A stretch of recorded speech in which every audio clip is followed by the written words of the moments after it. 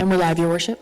Thank you very much, Deputy Clerk, and good morning, everybody, and welcome to Council this morning. And before I go to Councillor DeLeo for the land acknowledgement, I just want to take a moment to acknowledge a few businesses in our community that were honored at the County of Simcoe on Tuesday evening at the Age Friendly Recognition Awards, and that was Beach Builders Home Hardware Building Center, the Hive Restaurant and Pub, and Swiss Chalet. Now, these awards recognize those who go above and beyond to support positive aging in our region and our community, and we're very proud that Wasaga Beach businesses are leading the way in that. So thank you so much for those three businesses and all you do in making Wasaga Beach even more age-friendly, and congratulations to all of them. And I'm just going to look to Councillor Eagle, because you attended that on behalf of Council for us. Any comments? Yes, thank you very much, Mr. Mayor, and through you.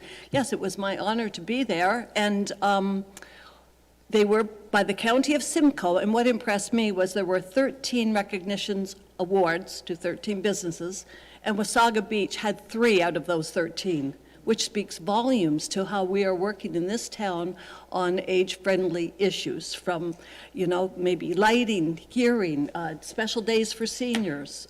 It was great to be there and have that acknowledged. So, and the recipients were thrilled to be there, and it was a nice evening. Thank you. Thank you, Councillor, and thanks for attending that on our behalf, and congratulations to those three businesses. But it goes without mentioning, I think, that all of our businesses here in this municipality are great, and we're grateful to have them. All right, we'll now move over to the land acknowledgement, and I'll look to Councillor DeLeo. Good morning, Councillor.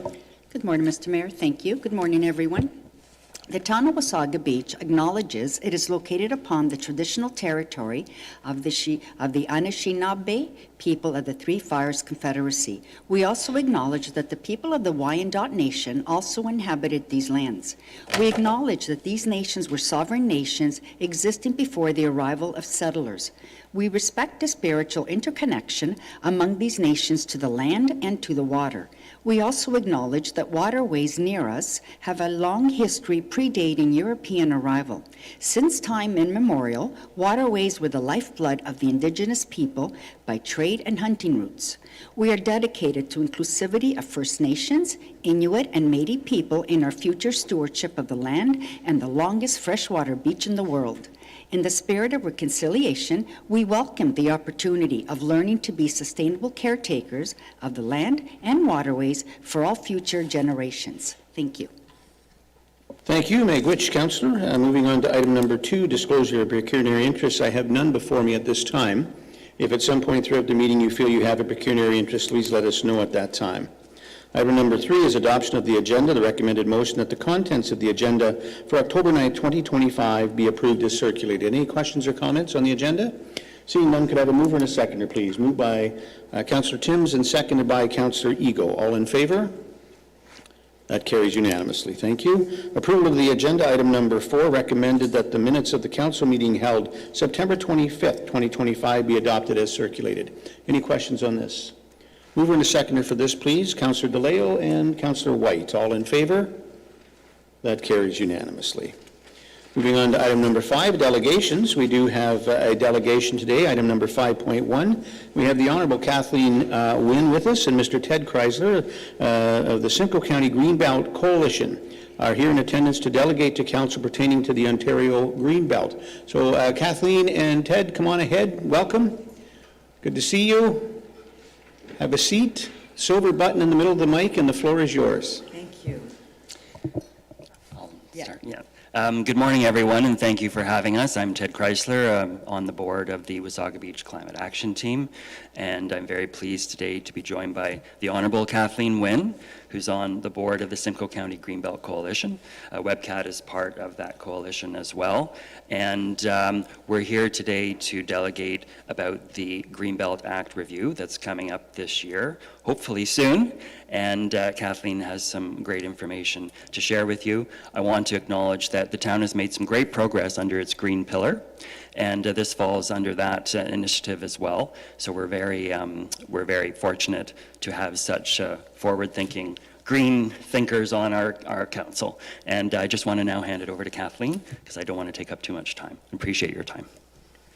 Thank you so much, Ted, and thank you, Mayor Smith and Council, for having us today. I really appreciate it. And just before I start, and you have the presentation in your package and the motion that I'm going to present to you. But I want to thank you for the work that you do.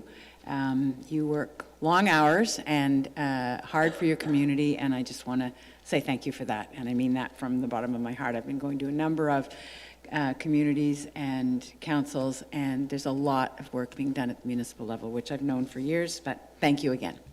So I am, as Ted said, we're here on behalf of the Simcoe County Greenbelt Coalition. I believe you all received, in the package, you received an email from Margaret Prophet, who is the Executive Director of the SCGC. And I'm here because I am a resident of Alliston. Now I live in Simcoe County. I have for 5 years. I have grandkids in the school system in Simcoe County, in Hockley, the Adjula School. And I was also, as a former premier and as part of the government that created the Greenbelt, I'm very interested in how we move forward, because to my mind, the Greenbelt, the creation of the Greenbelt never was a political issue. It was always about preservation of clean water and natural resources that would serve us into the future for our children and grandchildren. That's what it signifies to me. And so that's why I joined the board of the Simcoe County Greenbelt Coalition. And so what we're here today to say is that there is a review coming up. The Greenbelt Act of 2005 stipulates that there be a review every 10 years, and so this would be the year that there would be a review. And the motion that we're putting before you really doesn't ask you to endorse any particular expansion of the Greenbelt within your boundaries. It's not a specific ask in terms of geography, but it does express support for opportunities to strengthen the heritage, strengthen the natural resource that is the Greenbelt. So I'm just going to go quickly through this presentation with you. I've got a clicker somewhere. Thank you. Thank you. So just who we are, the Simcoe County Greenbelt Coalition, we're 47 member groups, so it's not just one community, it's 47 groups across Simcoe County, and it exists because of a belief that Simcoe County can be and can continue to be ready to respond to the challenges of climate change, that it can be resilient, and that we can build a better world for future generations. That's really what the coalition is about, and advocacy for strong land use and watershed protections. And that's, again, the Greenbelt is a key tool in doing that. I'm doing this in Simcoe County. This is where I live. And obviously, Simcoe County is not part of the Greenbelt. But in 2018, there was a plan to include parts of Simcoe County in the Greenbelt, and that plan had been consulted on across all the communities. But from my perspective, whether Simcoe County is in the Greenbelt or not, the Greenbelt has impacts that go way beyond the boundaries of one community. So 71 million tons of annual carbon offsets, $3.2 billion worth of ecosystem services, $9.6 billion in annual economic impact, and $224 million worth of flood prevention services. The adaptation and mitigation of the effects of climate change are a very important part of what the Greenbelt can help us all with, whether we live in the Greenbelt or not. So that 2 million acres is really important to our future prosperity. As I said, in 2018, the province proposed to grow the Greenbelt into Simcoe County. That plan was not implemented after the 2018 election. And whether that plan will not, in its totality be implemented, if there will be changes. That is actually the point of the review. The review is to look at what is working, what is not, whether there need to be changes, how we can strengthen the environmental protection. So that's the importance of the review that we're hoping will start at the end of this month or next month. I've said this, that the review is mandatory every 10 years. And what the review should do is provide more planning certainty, protection of the environmental and watershed issues, and then agricultural systems preservation. One of the issues in 2005 when we started down this path and put the legislation in place was there needed to be serious conversations with the farm community in terms of the impact on agriculture. I know that that continues in some ways to be, in some places, to be a contentious issue, but we all want our farmland to be protected. We want farmers to be able to make a living and be able to, their families to be able to continue to farm, but we also want, development to go ahead in a sensible way. So those tensions exist in the system, and those of us who are advocating for a strong green belt are not, we're not oblivious to those needs for development, and that is the conversation that has to happen in an ongoing way, and that's why I think the review is important, because you don't just fix these things once and then it stays in place, because things change, needs change, communities change. So that's what the review really is about.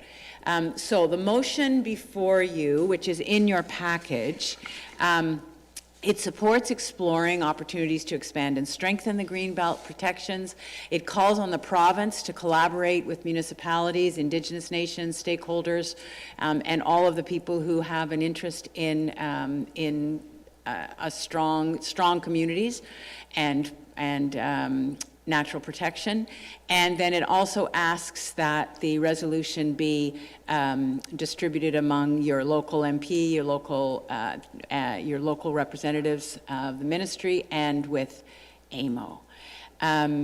So that is the ask. And as I said, just to go back, there's no specific ask in terms of any particular geography. I don't know if you want me to take the time to go through the motion, but the resolution is that Council supports the exploration of these opportunities to expand and strengthen Greenbelt protections, and then Council calls on the Province of Ontario to collaborate with all of the stakeholders, and then that the resolution be forwarded to all of those constituencies. And while the review is going to happen, as far as we know, passing this resolution the way we see it is that it starts to form the expectation on the government and let the government know that these are the things that you are thinking about. So that's really where we are, and I'm happy to answer any questions, Your Worship. Well, thank you very much. Thank you for your presentation, and I'll look to members of council. Any questions or comments? Councillor Belanger? Yes, thank you for the presentation. And I would just ask, have you considered a deputation to the Wasaga Valley Conservation Authority? I would I'm on that board, and I'd be interested to have that deputation and some dialogue between the experts at NVCA and yourselves. We would be happy to do that. My expectation would be that when the review begins, that the conservation authorities would very much be a part of the discussion. But that's a really good suggestion, that we reach out to them and, in the first instance, find out what they're hearing and how they are going to be involved, because they really do need, the conservation authorities really need to be involved. That's a great suggestion, Councillor. Thank you. All right, thank you. Councillor DeLeo? Thank you, through you, Mr. Mayor. Stop me if I'm not allowed to ask this question. You want me to stop you? No, the mayor. I answer all questions. No, the mayor. Can you just Somebody else to pass? stop you. Can you just pass me the question first? No, go ahead, Councillor. No, because this is very dear to me, so it's very important I ask it. What's your stance with Clearview, with the proposed site that the federal government, National Defense, is planning to do on their farmland? So, yeah, I am going to stop you there. It doesn't pertain to what's been presented here. It's a great question, that's for sure. I know that Clearview is really struggling with this, but unfortunately, that's not here. But great question, Councillor. You should have passed it to me first, see?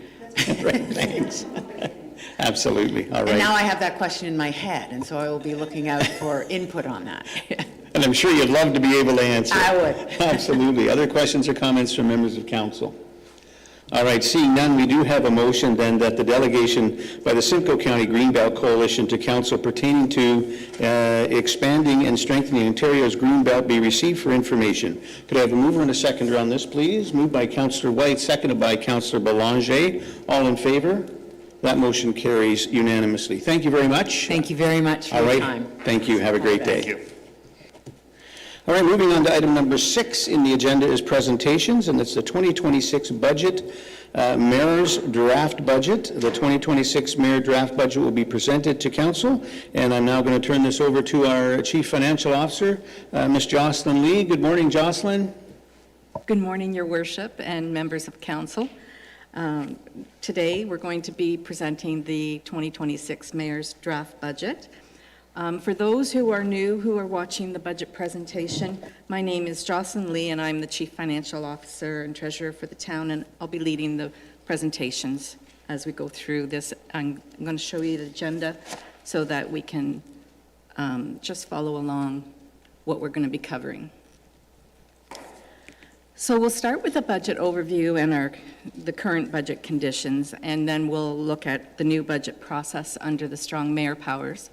We'll look at our budget schedule, and then a high-level operating and capital budget, and then we'll break that down by the departments. We'll look at the draft budget increases over 2025 and some capital investment trends year over year. We'll talk about the average household tax bill and how those tax dollars are benefiting our residents. We'll look at our reserves to see where we think we're going to land at the end of 2026, and we'll proceed through our department presentations. So with that, I'll start with the budget pressures.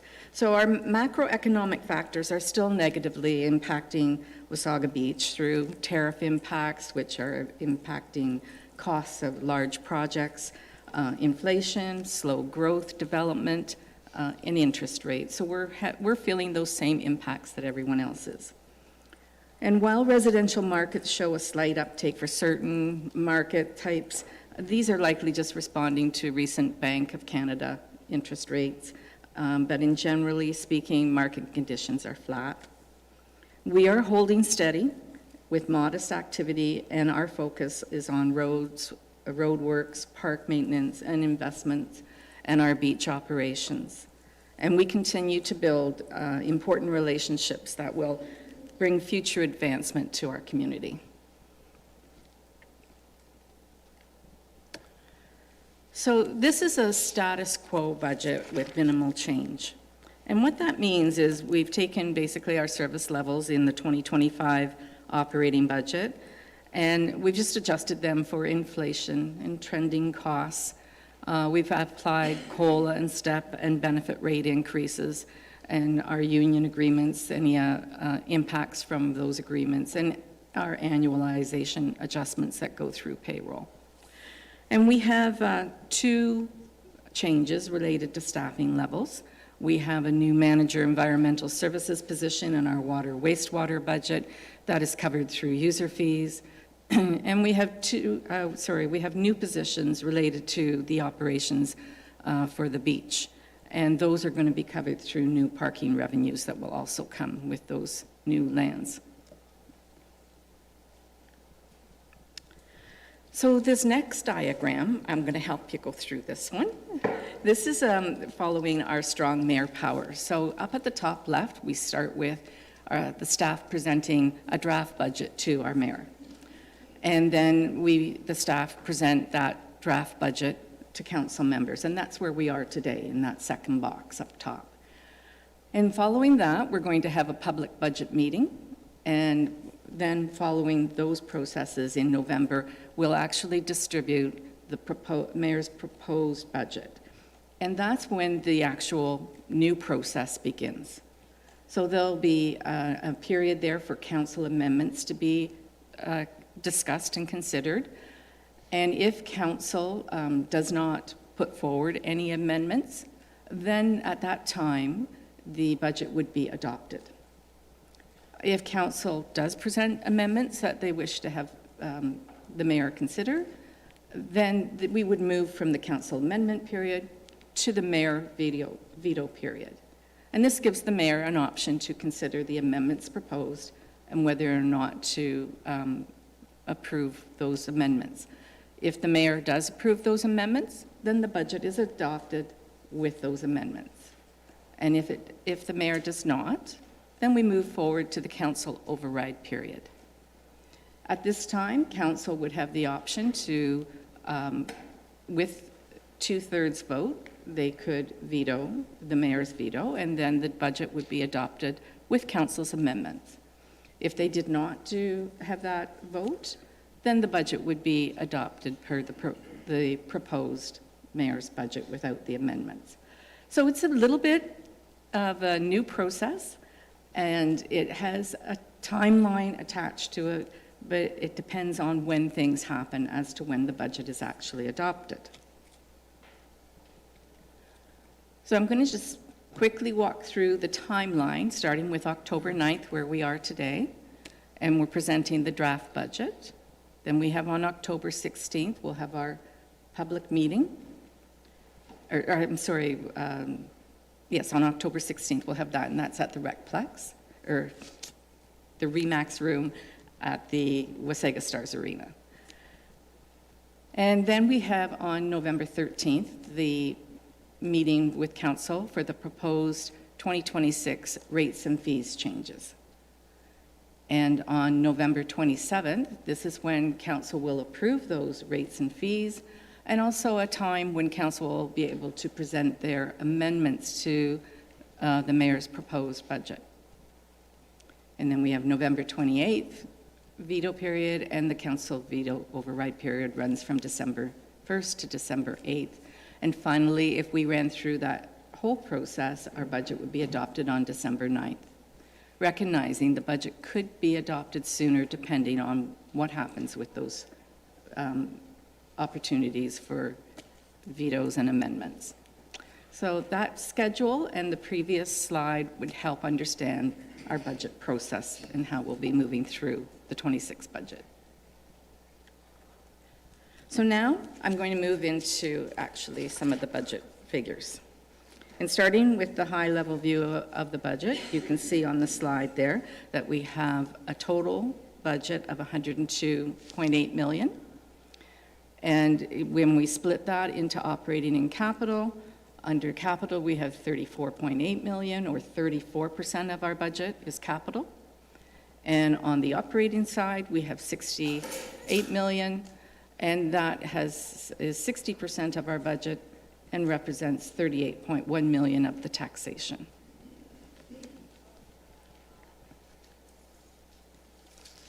So if we look at that same $102 million budget and break it down now by our departments, you can see under the Office of the CAO, we've split it out a little bit more because there's some large numbers there. The policing budget is $6.5 million, and we have some land property sales that we anticipate.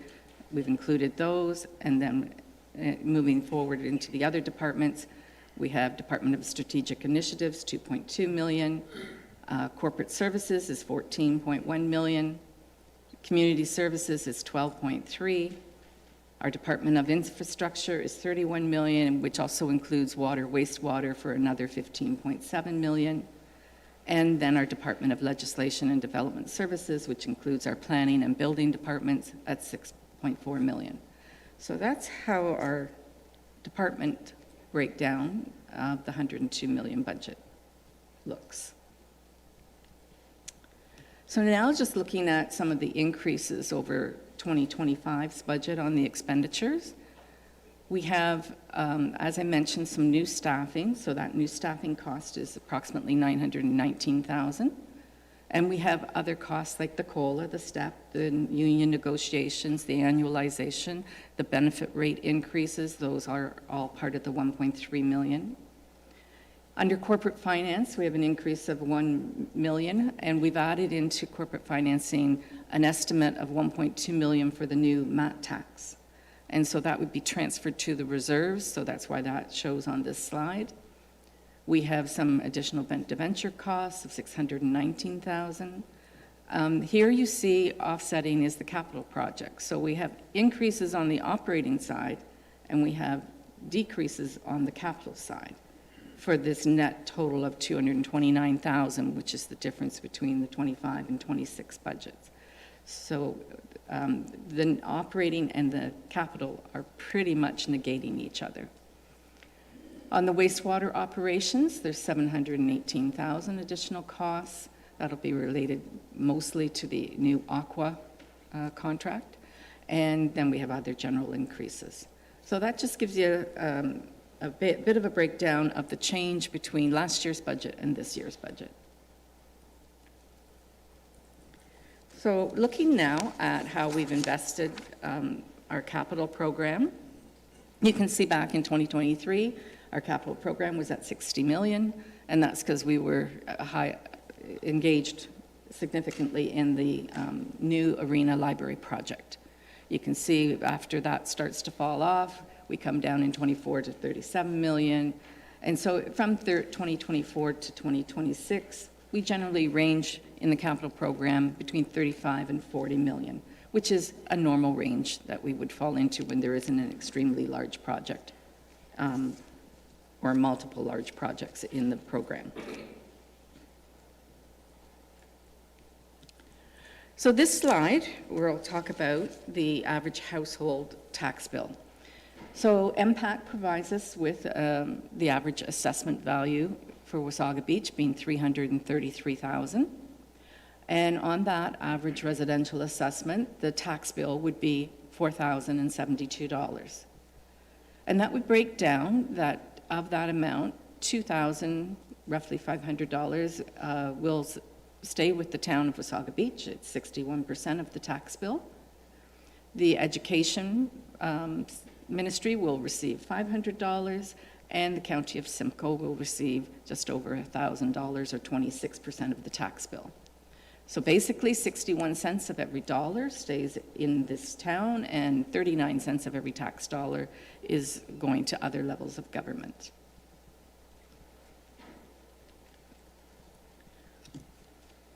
On this slide, we're showing the change in the general levy, or the taxation amount that's required to balance the budget.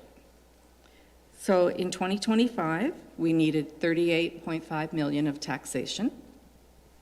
With some of the assessment growth that we've had in 2025, we're able to accommodate an additional 1.1 million in revenue without increasing the tax rate, and that's because it's absorbed by the assessment growth. We don't have any phase-in increase in the assessment growth, as that province has the phase-in frozen. So the general levy that we require to balance the budget is 1.3 million, and that's what represents our 2.99% increase. So in 2026, our new budget levy required to balance the budget is 41 million. So we'll look now a little bit at how the tax dollars are put to work. We can see on the top row that the largest ones are Public Works, Police Services, and Fire Services, running 13.7% or more. Then we follow that with Corporate Services, Recreation, and the CAO's office, and in a range of 7% to 12.5%. The smaller tax-supported departments are Legislative Services, Parks, Strategic Initiatives, and those are all 6% and under. And then finally, below 5% is our Library, Transit, and Mayor and Council.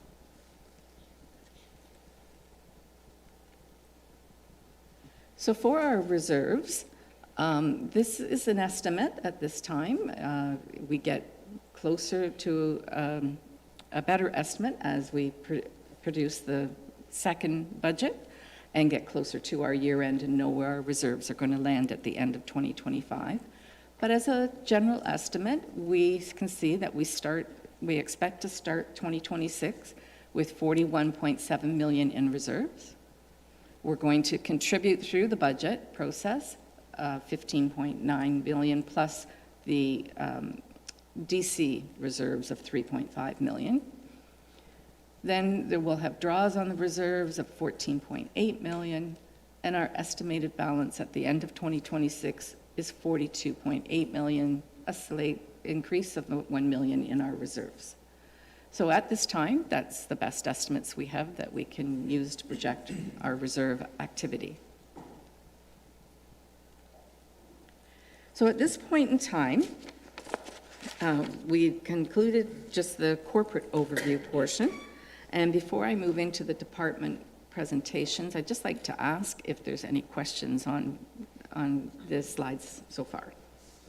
Thank you very much, Jocelyn. So I look to members of council for questions on the first part of this presentation. Councillor Belanger? Yes, thank you, through the mayor. I believe when we get into the departments, we'll see the breakdown on the office of the CAO between operations and sort of council priorities, so I'll leave that. But again, I'll make the request and leave the timing up to our chief financial officer, but there's been a little conversation on social media about the state of the reserves and the reserves over time, and I'd really request at some point that we have sort of a 10-year history. Like a lot of times, our reserves that are stated in a particular term of council aren't necessarily, a lot of times they're inherited. And so I think it's very important to point out, not just reserves, but also the debt we carry and sort of what was the contributing factors and the timing of when that happened, I think is important. Thank you. Thank you, Councillor. Jocelyn? Thank you, Your Worship, through you to Councillor Belanger. I believe that's a good report that we can easily bring forward. And certainly reserves move from time to time. They are not tied necessarily to particular councils. They're tied to the activities that we have regularly going on, and we need to contribute to our reserves for future planning and sustainability. And we also need to draw on our reserves in order to do the activities that deliver our service levels to our community. So yes, I will look after bringing something forward for that. Thank you, Jocelyn. Councillor DeLeo? Thank you, through you, Mr. Mayor. Jocelyn, would you mind, you've indicated 2.99% is a tax increase from Wasaga Beach. Would you mind telling me, in public, the education portion and the county portion? I'd like to know like the final that we're going to see on our tax bill, percentage-wise. So, Can you yeah, tell me Councillor, that, or the 2.99 is the blended rate, so that it's will be the full, final. including the county and including the education? Right. We deal with the blended rate because that's what the general public cares about. How much are my taxes going to go up? And whether it be, because of education or the county or Wasaga Beach, it's the blended tax rate that's important to people. The other information is available if anyone wants it, but 2.9, just to clarify, and then I'll turn it to the CFO. The 2.99 is the blended rate, so that will be the increase that people see if it stays there. Perfect. So 2.99 is the increase people will see on their property tax. Correct. Jocelyn? Perfect. Thank you. Thank you, Your Worship. Yes, that's correct. So whether you're in the average household assessment level or a different level, the increase that you will see if you take last year's total actual tax bill and this year's tax bill, that change is going to be 2.99%. All right, thank you very much. Other questions or comments? Councillor Timms? Thank you, Your Worship, and through you. For my own curiosity, what is the cost of living increase anticipated for 2026? Thank you, through Your Worship. The cost of living that we've applied in this budget is 2.5%. And is that provincially, the cost of living? I don't have the figure provincially at this time, and also we haven't started to receive yet all of the feedback from other municipalities because we're all at this time at the very early stages. So we don't have all of that, but we believe that we're right sort of in the middle of where the municipalities are in general with their rates. We have tended in the past to be below what other municipalities are doing, and we've tried to move now into being at least closer to the middle of that range so that we're not facing very large dollar compensation adjustments 2-3 years when we do our reviews at that time. So I don't expect that we're at all at the high end. I think we're very much middle or just under the middle range of what's being considered at this time. And we'll have more information about that when we bring forward the mayor's proposed budget. So if there's changes, we'll look at that time.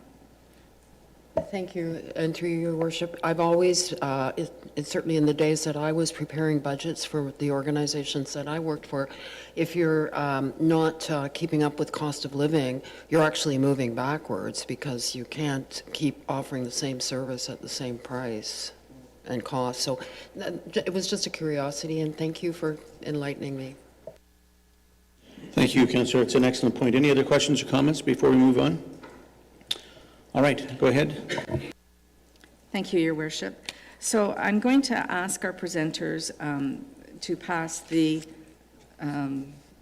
clicker from person to the next person, and also just to introduce yourself as you start your presentation. So Andrew, with that, I will pass that to yourself. Thank you, Jocelyn. And the clicker works. So there are 6 buckets under the Office of the CAO.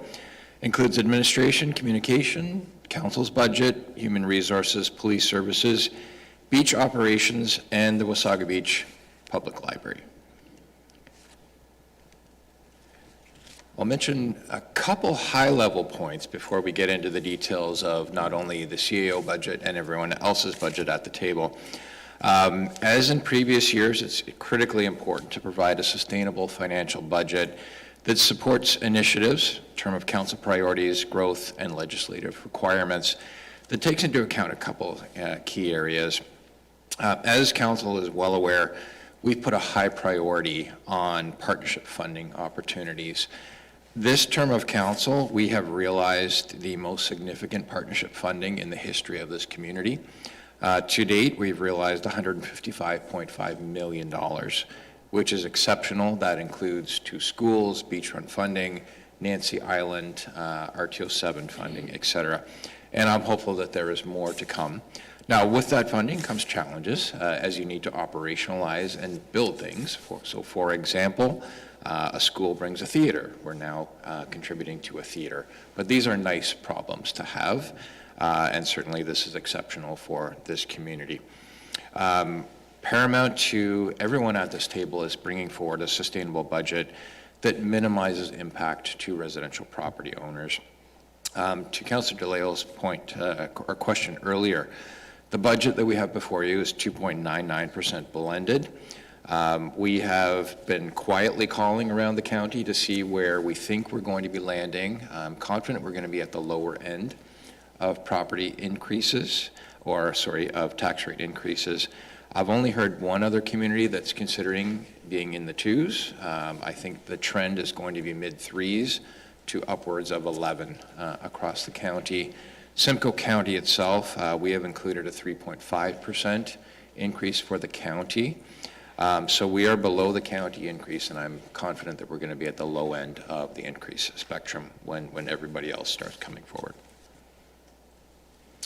In terms of the actual Office of the CAO budget, as Jocelyn mentioned earlier, we are all proceeding with the status quo budget. There are 2 significant areas that are not status quo within the Office of the CAO, and the one is beach operations.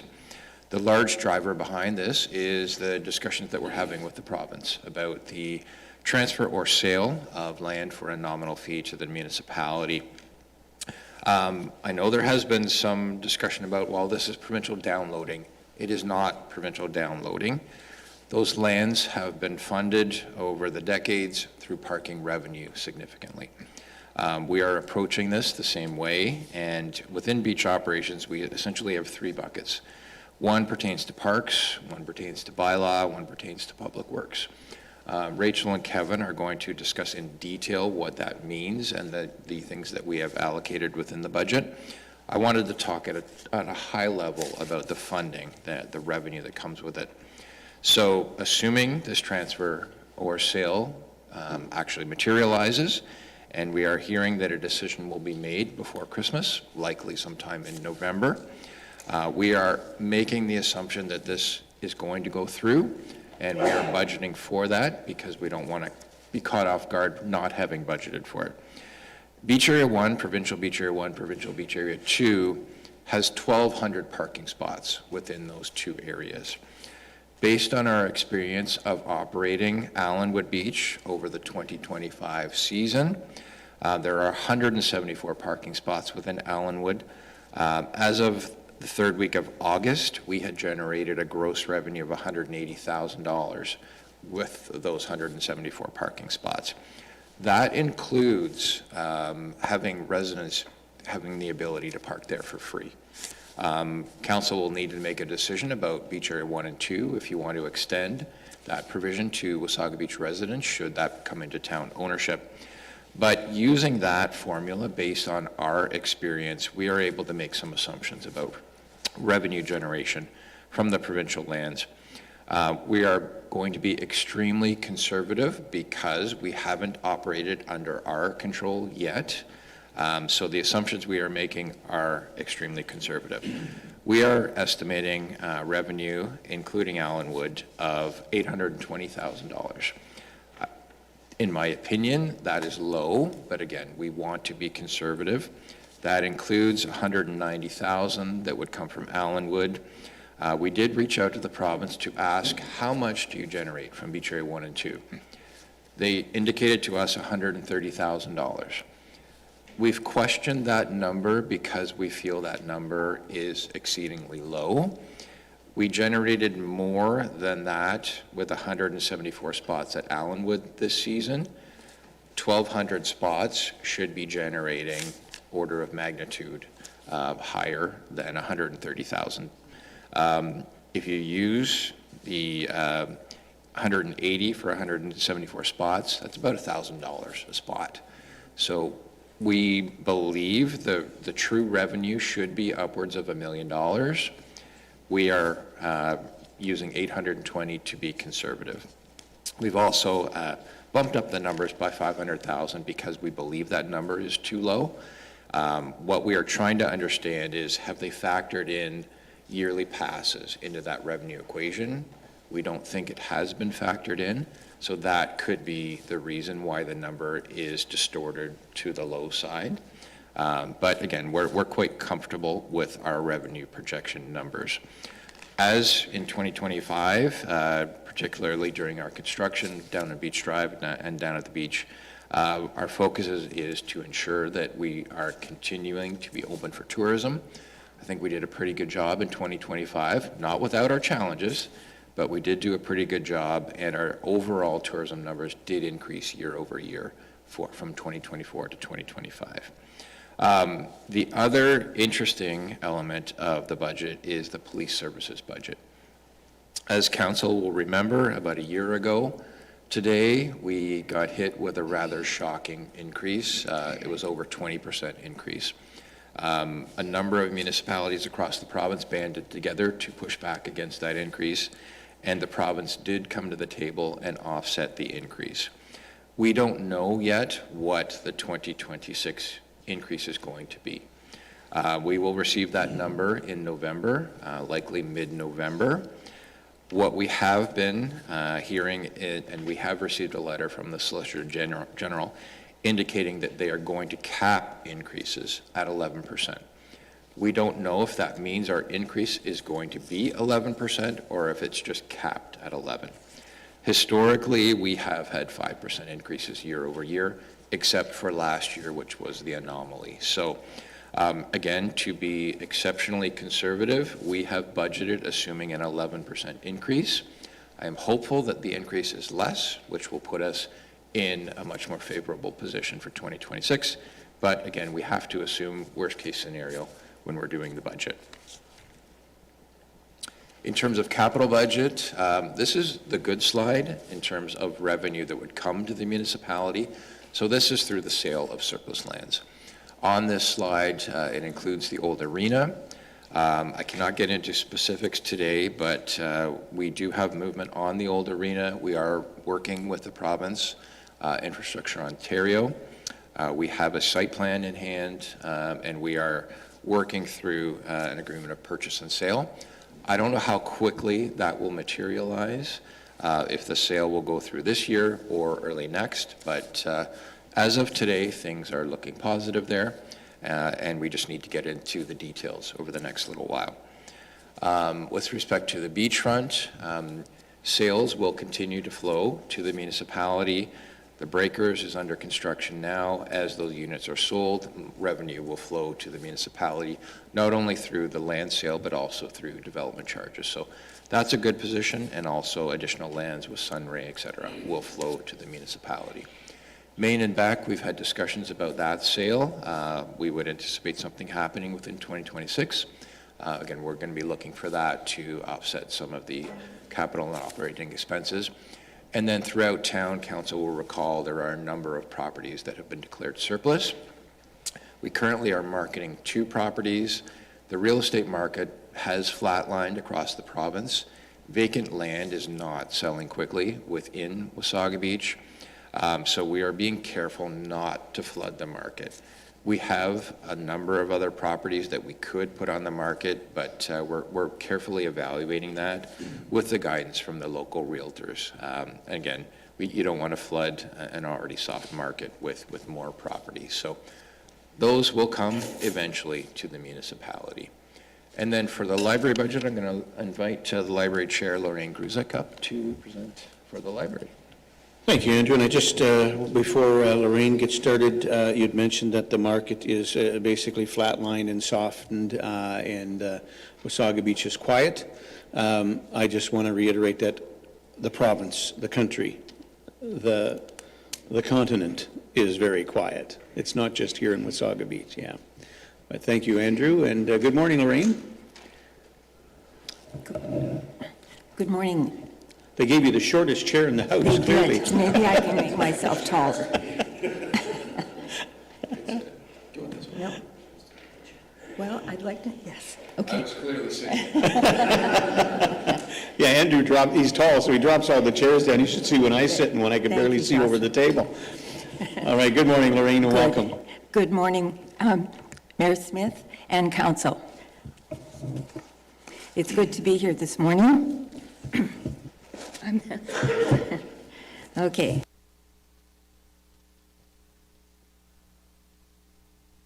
Okay.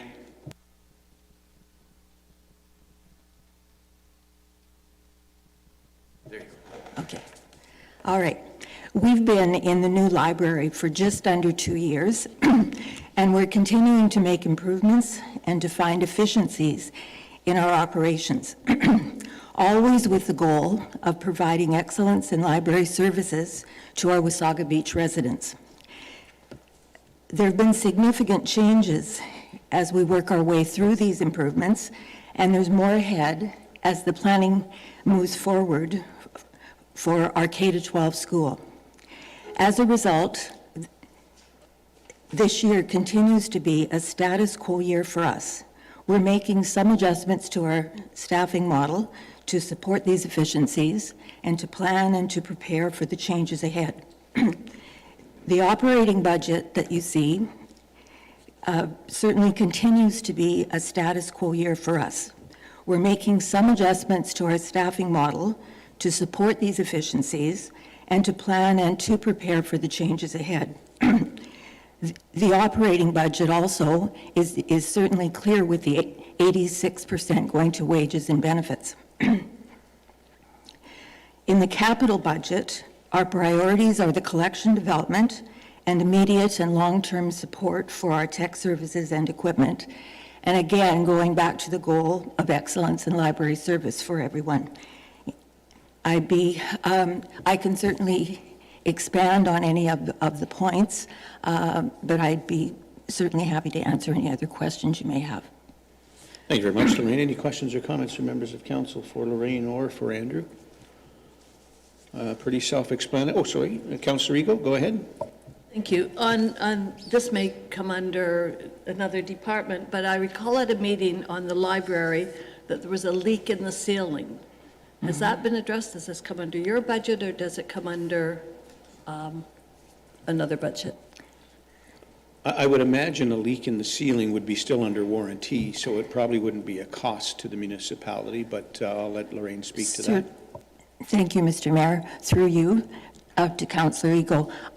We're still analyzing that, collecting data, but I believe it goes through facilities, so perhaps I can ask Chris Roos to pick up on that. Morning, Chris. Good morning, Your Worship, members of council. Certainly, we have had this discussion once before. We have a plumber engaged. We are sensing that it's a rainwater leader, so it's not a roof warranty issue. It's a large cast pipe that runs under the roof up in a very high ceiling in an office that has a traditional 10-foot ceiling. The repair has not been done yet. We're seeking quotes. And I believe it's leaked all of 3 times in a staff area during very heavy rainfall. I think this pipe is being overwhelmed. And the specific area that this would be covered in the budget, it's an operational cost. We have a building maintenance line, both in the library and at the recreation portion. The breakdown is about 80-20 for the proportional size of the building. And a repair like this through a plumbing contractor would be charged equally to the library at 20% and the recreation portion, it's called Wasaga Stars Arena Building Maintenance. The 2 numbers are laid out in the budget at roughly $100,000 to cover building maintenance on an annual basis. Thank you, Chris. Thank you, Lorraine. All right. Oh, another question? Go ahead, Councillor. Is my time for a question to the CAO on his presentation? Perfect, thank you.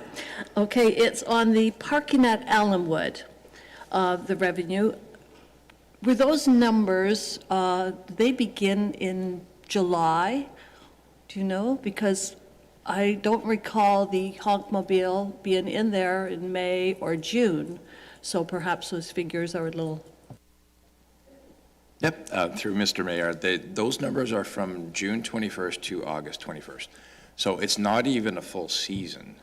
Normally, down at the beachfront, you would be charging for parking from May 24th through to Thanksgiving. So next year, we anticipate the revenue would increase with a longer operating season. So, and I should mention that the goal is to have parking revenue cover all operational expenses. Thank you, Andrew. Jocelyn? Thank you, Your Worship.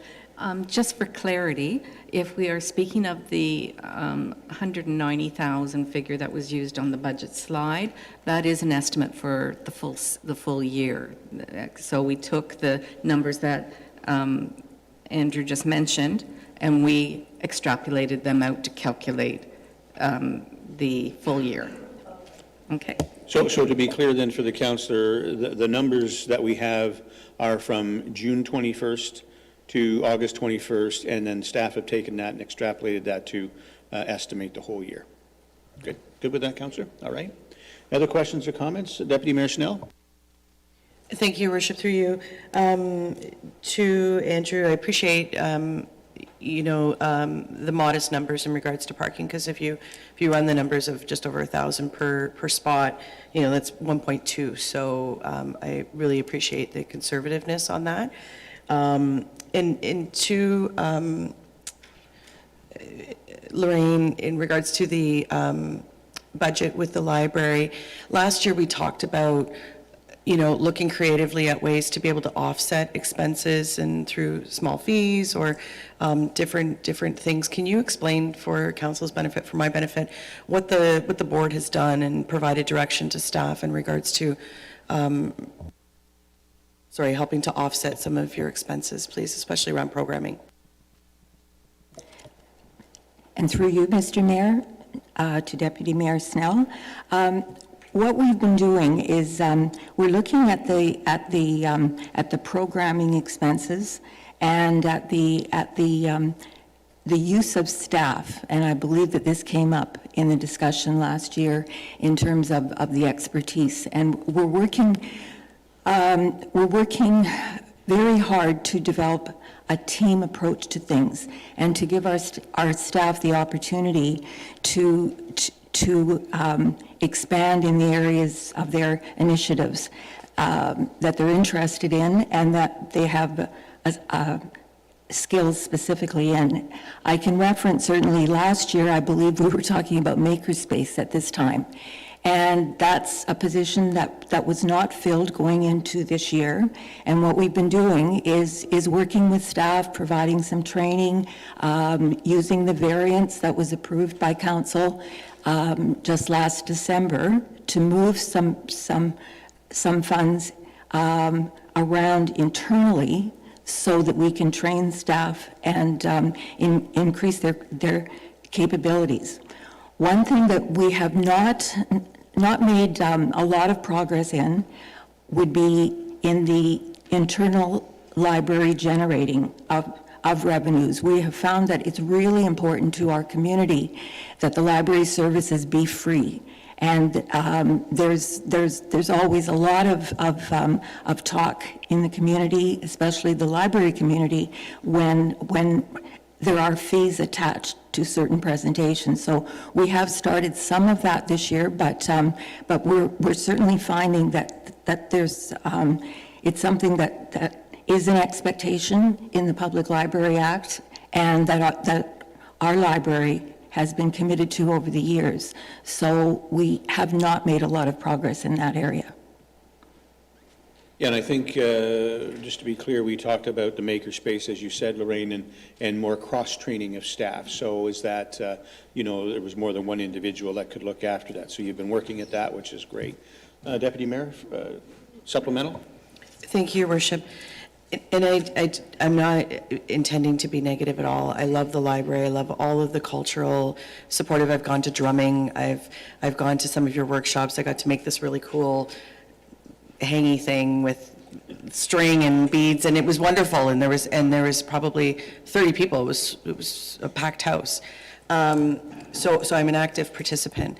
But I think that in order to be sustainable long term and to be able to expand the offerings, we have to look creatively at how to offset some of those expenses, whether that's through sponsorship. Lots of businesses would love to be able to be a part of the environment there.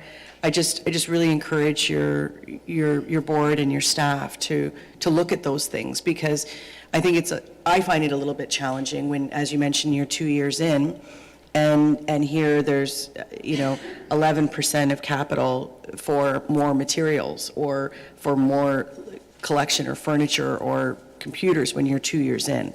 I'm assuming some of that reinvestment or new investment is, as you mentioned, to be prepared for the high school, the K-12 that's coming and that's being added to your offerings. Is that correct? And through you, Mr. Mayor, to Councillor Snell, we are still in the early planning stages and talking about the support and the support that would come from the school board to the library in terms of resources and materials and equipment, such as more kiosks. There are a lot of things in that area. In terms of any of that being included now in this year's budget, we have not included that in the 2026 budget. We're continuing to work with the staff and to really build that expertise so that we can ensure that when we come back to you next year, and we will have more specific needs at that time for the opening of the school, we want to be sure that what we're asking for then is very targeted and that we're sure that we're on track to be asking for the positions that will serve both needs, the library and the school. All right, thank you, Lorraine. Good. All right, Councillor Belanger? Yes, through the mayor, this is more to the CAO than re the library being, we started with the CAO. I think it's absolutely great when we reach out and we believe we're going to be at the lower end of a blended tax increase for this year. But I think we always need to benchmark that in the fact that our baseline as far as population versus staffing versus roads to be serviced is not an equal playing field with some of our nearby municipalities. So I don't know if you'd like to update us on that, because my understanding is that we continue to run much leaner than many municipalities. And when we have a budget that is on the low end, I think we have to give a lot of credit to the amount of work that's accomplished by the team that we do have. So if you could update us on that, that would be great. Thank you, Councillor, and through you, Mr. Mayor. You're absolutely right. We are running very lean. Nobody likes a tax increase, but when you look at what we're accomplishing, which with a small team, you've heard this before. Our neighbor to the west is actually a little bit smaller than us, but comparable in size, has approximately 80 more staff than the town of Wasaga Beach. So we're doing the equivalent tasks with 80 less people, which puts strain on everyone. So we are cognizant of that. We're worried about stretching staff too thin, but our team in front of you is doing a great job at managing that and delivering exceptional quality of service with less. I should also mention our treasurer did flag the lack of provincial reassessment. So we have a 2.99% budget in front of you. In normal situations, that would be a 0.99. You can knock 2 points off if the assessment had come through. So that's how frugal we are being. Again, you don't see many people budgeting at that because, again, we are cognizant. It's tough for some folks out there, so we're trying to be as frugal as we can and come forward with a prudent budget that keeps things moving, but we are being prudent. Yeah, just, I have a follow-up and a comment on parking, but I don't know if General Manager Lalonde could speak to the kilometers of road we service versus our neighbors too, because my understanding is that we have more roads to plow and maintain, which is also, call it an efficiency or whatever it is, but it's to come in at a lower budget and still having to accomplish all these services. I think staff has to be commended for that.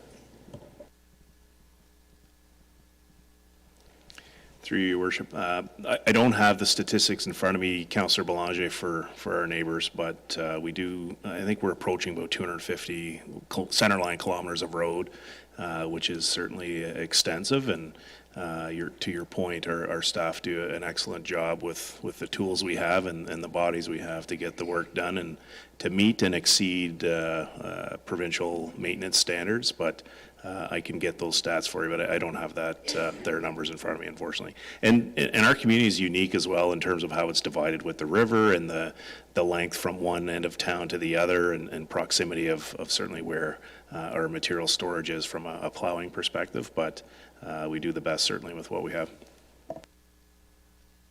I think what's important to note, to simplify this, is if you look at most municipalities, they, from east to west or north to south, they usually go from First Street to maybe 15th or 20th Street.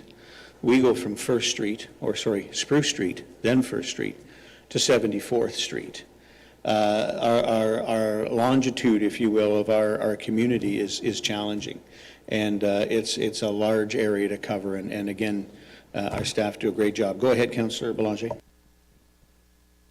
My last comment was related to the CAO's comment about that council might have to make some decisions re the free parking in certain areas, and again, we'll get to that at that time, but basically, if a resident has the opportunity of free parking, they're going to go to where the free parking exists, and that's a parking spot that would otherwise be paid. So I personally believe that we probably can keep it free in all areas, and if they choose one area, we get paid in the area they didn't go to, so. Thank you, Councillor. Any other questions or comments from members of council before we move along? Seeing none. Thank you very much, Lorraine. Don't envy you, but keep up the good work. And Andrew, anything further? All right, where are we going from here? Madam CFO, or we're going over to Jerry? All right, good morning, Jerry. Good morning, Your Worship. Good morning, Council. I'm happy to present the Strategic Initiatives Department, which is really combined of three departments. We have community events, economic development, and special projects. In terms of community events, it's a status quo budget as well. We have a team of 4 full-time staff, 1 part-time staff. I think Council is fairly familiar with everything that the events team brings to the table: Snowman Mania, Trail Tunes, Canada Day, Memories of Summer, fireworks, and a very successful Mayor's Rodeo that hopefully everybody enjoyed last weekend. And I'm not going to steal any thunder, and Jocelyn's still crunching the numbers, but I think there's going to be 2 very happy charities when those numbers arrive. So the team was hard at work at that. Beyond those type of special events, of course, they have the weekly events, summer sets, music in the park, and movies under the stars. And those have gone very, very well. When I talk to the team, every week there's more and more people attending those events. So it's been a great summer for events, and as people start to enjoy it, they spread the word, and the crowd just gets bigger and bigger every week that they went out there. And I watched Keely haul the stuff out, and every week she had to haul more stuff out because there was more people. So that's very successful. The capital budget's pretty modest. It's for some garbage cans and some chair replacement, that type of thing. So nothing too significant in the capital world. Economic development, again, status quo budget, 2 full-time people in that department. Operating budget of about $517,000. And partnerships and collaborations are big, and we look at our relationship with RTO 7, and we leverage that for extra funding. We look at relationship with the County of Simcoe, and we can leverage our dollars with their dollars to, sometimes take one of our dollars and it becomes $3 being spent because of those kind of collaborations. And of particular interest for us this year, of course, is Nancy Island and Discovery Harbor, and as that relationship builds between, their undertakings and ours at the provincial level and local level, it's quite exciting for us in 2026. Marketing promotion still a big part of what we do. Really, we are a destination marketing organization, if you will, and we're advertising where we can. We drive a lot of traffic. Hundreds of thousands of people see our social media, Facebook and Twitter and Instagram feeds. We're on the Gardiner Expressway this year, so we're getting there. We're announcing what's going on in town and promoting our town, and so that's worked out quite well. Community and tourism development. Community side really is, focused a lot. It has been on physician recruitment, and we've got some successful doctors there, and we have a very warm opportunity developing as we speak. It went from, as you start these conversations, from luke to warm to hot, and so we're getting on the hot level of another doctor as well, so that continues to be a prime push of ours. We also have the Docs on Ice this year. So Doctors on Ice is 226 doctors will be coming to town, and they have an annual tournament. So these doctors will actually discover Wasaga Beach, our community. They'll be here for the weekend, and they'll enjoy our community, find out about our restaurants, enjoy the beach, and discover us. And through those discoveries, those type of opportunities, we think more and more doctors will actually start to come to town as they recognize the opportunity and what exists here in town for them to enjoy. In terms of tourism development, we really looked at festivals, and we looked last year at doing an indoor food truck festival, but the chief kind of gave me the frowny face on doing that inside, so we kicked that out to the curb, but want to entertain that this year at a different location. You did look at it for 2025, but with the redevelopment of the beach and the undertaking the high school at the T-Pal, just didn't make sense this year, but we want to look at bringing that in next year as well. Investment attraction.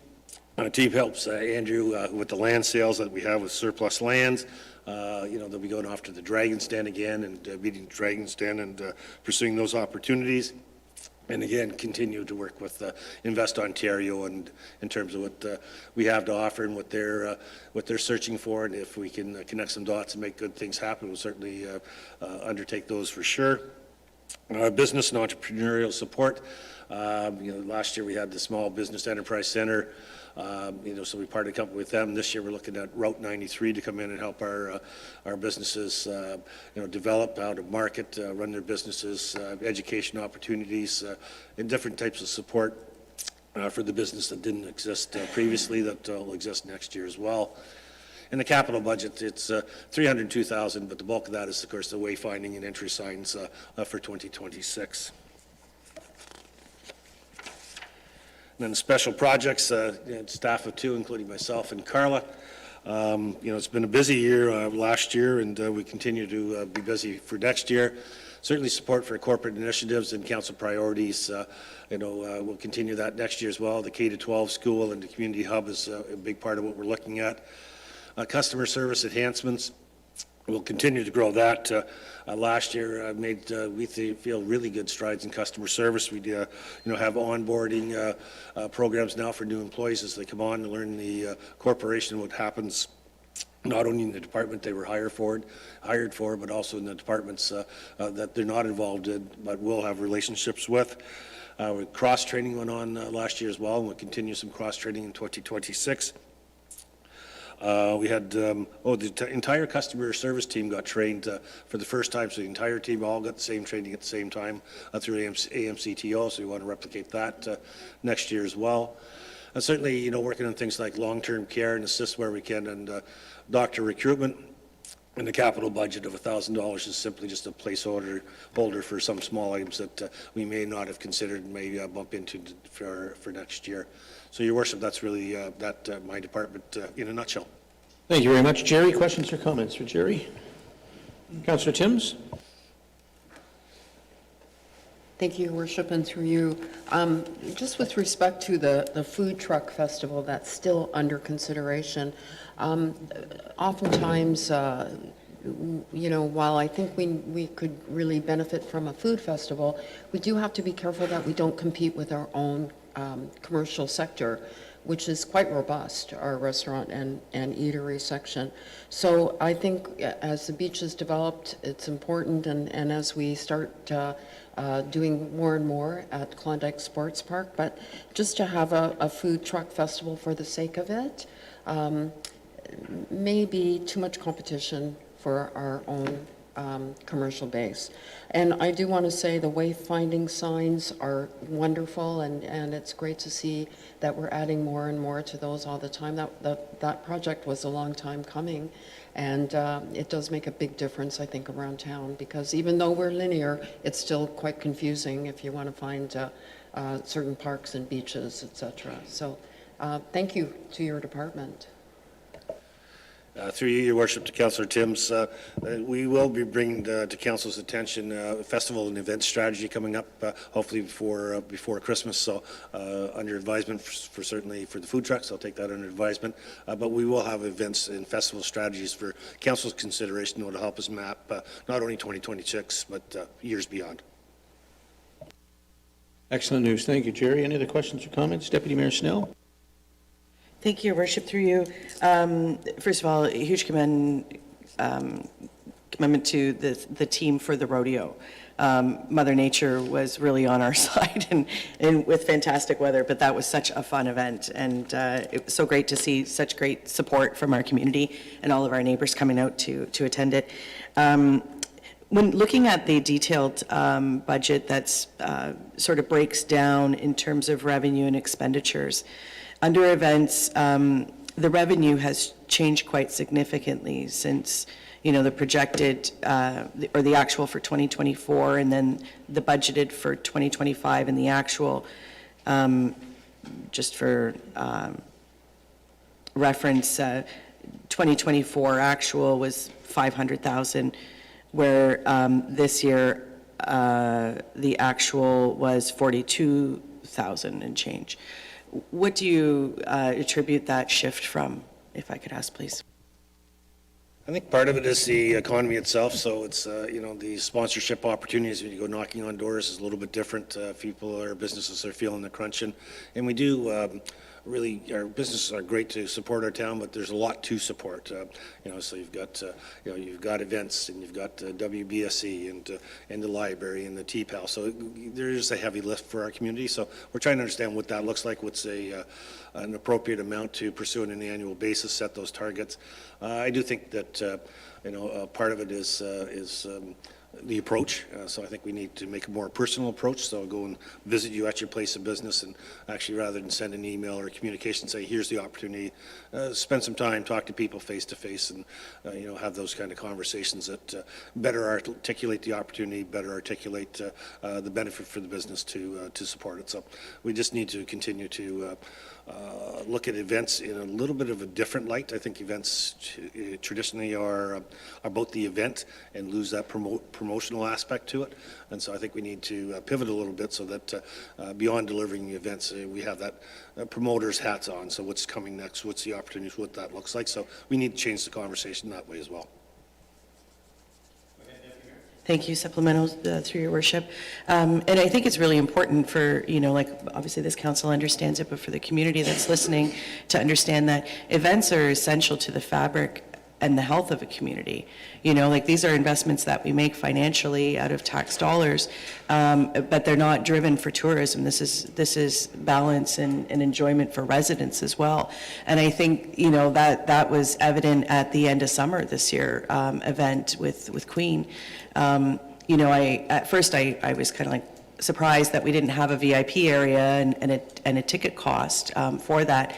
But then when I look back on the event afterwards to see that it was open and accessible to everyone was able to easily move throughout the venue. There weren't fences of this area and the general public.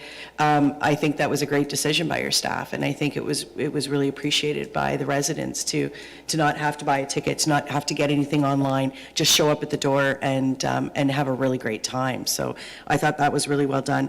The Doctors on Ice, I think that's fantastic because Collingwood, our other neighbors have hosted it before, and now in our beautiful venue to be able to host that is great. And as a council member, I really look forward to being active with that.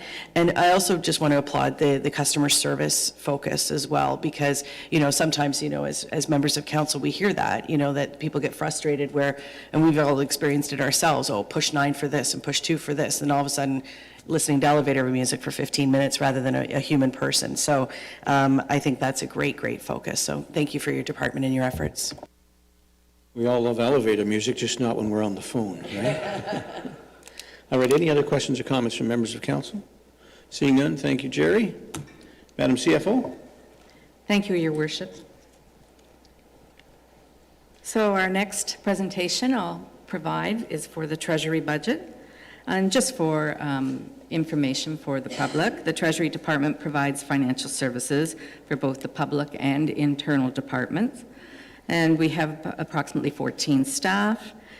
Within the Treasury Administration, the customer service counter offers assistance to taxpayers regarding their tax and water accounts. The year-end financial statements are prepared by the department staff in preparation for the audit. Quarterly financial information is provided for council, and monthly internal statements assist budget holders with their financial management responsibilities. And cash management planning and the investing of reserve funds is a regular function. So looking at the operating budget for corporate services, it includes treasury, debentures and credit lines, and corporate financing. So within the 2026 budget, staff are starting to prepare for the update to the financial software that we use to record the town's financial records, produce financial statements, and manage the water and tax account billing systems. And this is a major change for the department, and it is driven by the end-of-life support for the software by the manufacturer. Many municipalities are users of this system, and so collaboration amongst treasurers has started as we are facing many of the same hurdles. Our budget includes some funding to assist with consulting services to aid in planning and coordinating this large project. For debentures in 2026, it includes financing with Simcoe County and construction financing for Beach Drive with the possibility of a wastewater debenture for one of the wastewater projects. Corporate financing captures all of our federal and provincial grants, such as, I still call it federal gas tax, but it's known now as Canada Community Building Fund. We also have the provincial UMF grant, which is the Ontario Municipal Partnership Fund. And we have the provincial OSIF grant, which is the Ontario Community Infrastructure Fund. So those are included in our corporate financing budget.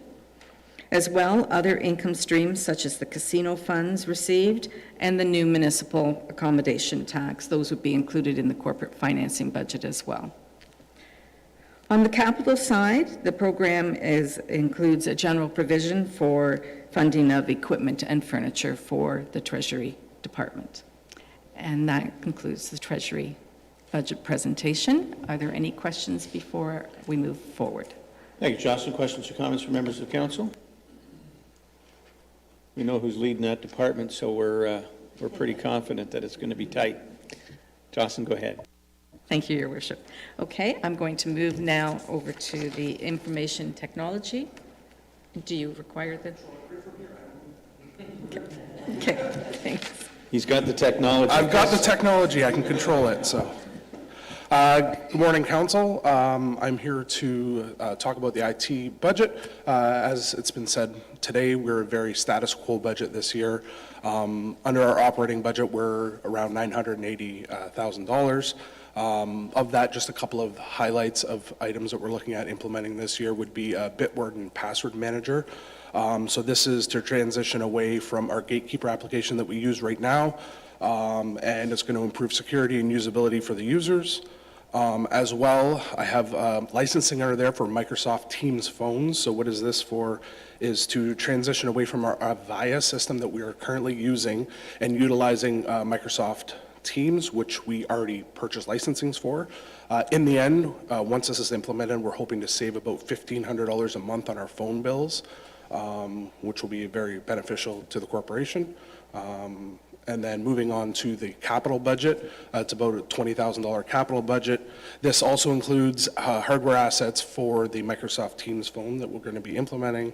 As well, there's 26 laptops that are due for life cycle this year and 8 desktops.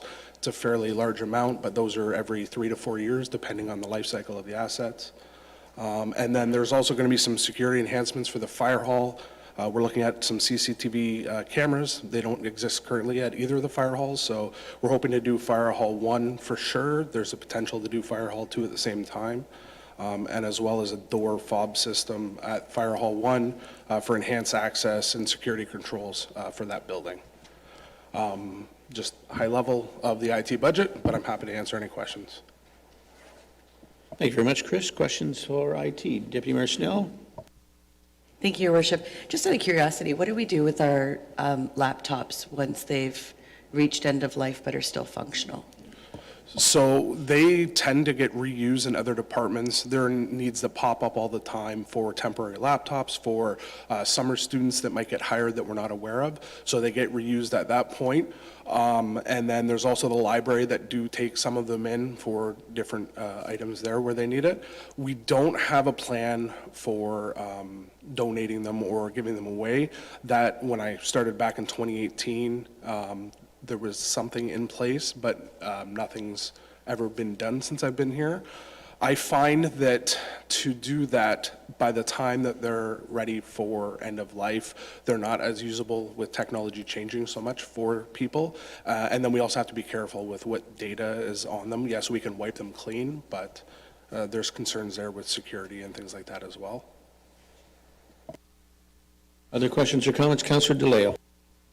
Thank you, through you, Mr. Mayor. Well, Deputy Mayor Snell asked the first question about the laptops. You're saying the life cycle is 3 to 4 years for each computer? Typically, yeah, 4 years is typically when we life cycle our laptops. But if there's a software update for them, why would you have to replace them? Because it's basically the software that... The OSs, the operating systems on them change, which then get updates. but we typically replace them every 4 years because the hardware changes, newer software is being used by staff, more processing power, and that was just the time frame that we've typically used is the 4 years. I think Jocelyn wants to add something to that. Madam CFO? Thank you, Your Worship. One of the things of the life cycle that we have used is we also experience, as the laptop gets older, you start to incur more problems that will pop up. And now you're starting to have to spend time, IT staff have to spend time trying to troubleshoot what problems there are with the older laptops. So we do find that it is most efficient, we've discovered, we've had previously kept them going, and it was just not as efficient as to replace them at that time. So that contributes to part of the decision as well. Councillor DeLeo? If I may. So these laptops that we have, they'll be 4 years old at the end of next year. You're saying that they won't be in use anymore? They'll be given to the library? Through Your Worship, if I'm correct, I believe those are scheduled to be replaced under the new council. All right, good, thank you. Any other questions or comments? All right, seeing none, thank you very much, Chris. Madam CFO? Thank you. Good morning, Your Worship, Well, members of council. these are the big spenders here now, Absolutely. I don't know. You must be confused. I don't know what you're talking about. Welcome, Chief. Good morning. I'll take us through the Department of Community Services, which falls into 3 divisions: Fire Services, Recreation, and Facilities. So to start off with, we'll talk about the Fire Department operating budget, which comes in just shy of $5.3 million. Within the offerings of that program, we fall into a few different buckets, but under Fire Services, that provides our fire prevention programming. It also provides fire code enforcement, as well as our emergency response, which uses a team of both full-time career and volunteer firefighters. We're also responsible for the emergency management program and occupational health and safety program, which are, as we know, are legislated requirements. So overall, the operations budget for the fire department is very much status quo. It basically identically mimics what we had last year, with just one small increase that I would like to highlight. Under our dispatch contract, you will see an increase of 7.5%, or it's almost $10,000.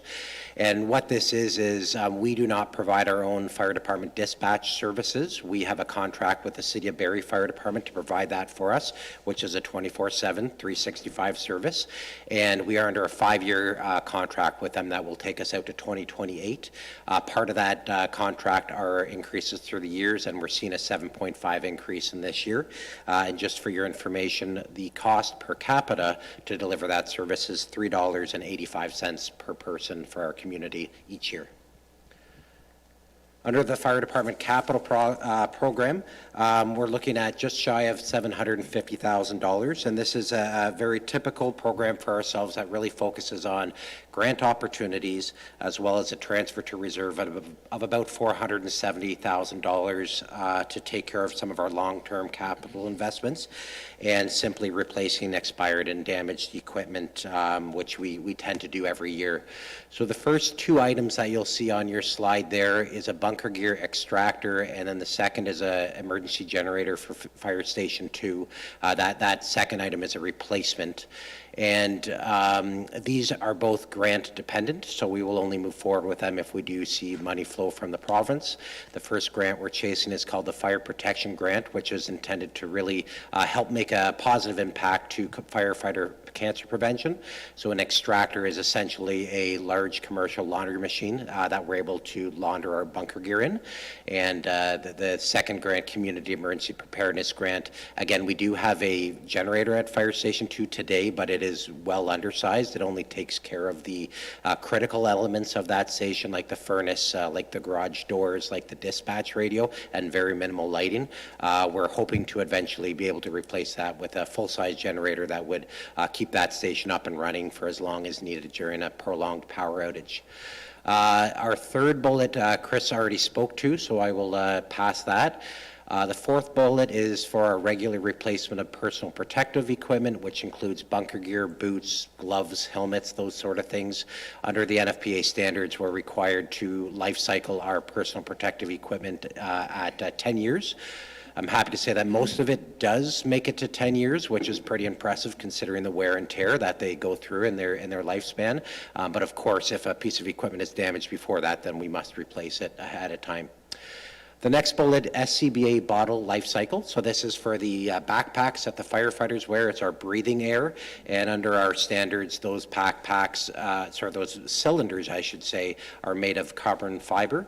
And they have a 15-year shelf life, which they get tested every 5 years. So we have a total of 25 cylinders that have reached that 15-year lifespan, and they're now reaching end of service. Suppression, we have a small amount, about $13,000 this year, where we're just replacing damaged hose and some nozzles, with a particular focus on wildfire hose, so we can continue to grow that asset base that we have there. And our final request is to replace a pickup truck. So in the fire department, we have 3 pickup trucks. We do keep them for a total of 12 years, which is longer than most departments have. So the one we're looking to replace ultimately is the truck that pulls our marine unit, as well as carries our water tank and pump for wildland response. And it currently has just over 200,000 kilometers on it, and again has reached 12 years of age. And that meets the end of the fire department slides. I'm happy to take any questions before I pass it to Chris for recreation facilities. Thank you, Chief. Questions or comments for the Chief? Councillor White? Not necessarily about your budget so much, about your shoulder boards. Did you wash those with some red bunker gear? You want to explain what you're promoting on your shoulder boards? Sure, thank you. Yes, very briefly, the fire department is supporting Breast Cancer Awareness this month. As we know, it impacts so many people in our community and across Canada, of course. So we're doing a fundraiser and selling bracelets at the fire hall. And one other way that we can sort of just, make a visual presence in the community and show our support is to use our epaulets. That's what they're called. So you'll see firefighters throughout the community wearing pink epaulets this month. Next month they'll turn to blue as we support Movember. All right, Councillor Timms. Thank you, Your Worship, and through you, a small question, a minor question. I think I might know the answer to this, but under emergency management, $10,000 is budgeted towards poverty reduction. Does this have to do with the warming centers? Through the chair to Councillor Timms, yes, you're exactly right. So that $10,000 is a transfer that comes from their casino revenue each year. This year in 2025 was the first year we created this account, and it's been carried forward and duplicated with the same amount next year. So in 2025, we've spent the money on the warming center located at the Faith Missionary Church. The town's contribution to that warming center was the purchase of cots, bedding, and various other pieces of equipment they needed for startup, as well as we assist with transportation. So we purchase bus pass coupons so that individuals are able to attend the warming center and have a safe way to return home afterwards. All right, other questions or comments? Councillor Belanger? Yes, thank you. Through the mayor, not so much a budget item, but I think it's important to recognize that the community engagement and the culture you're trying to create within our fire team is very evident. Like the number of volunteers that show up at a lot of the food drives and, our Christmas charity dinner and just a multitude of things. I've seen that participation grow under your leadership, and I think it needs to be recognized, and I think it's an important function of the department as well, so thank you. Thank you, Councillor. Chief? Thank you through the chair to Councillor Belanger. Thank you for that, and we definitely appreciate it. I think to note, it's a team effort, obviously, and they're doing a great job.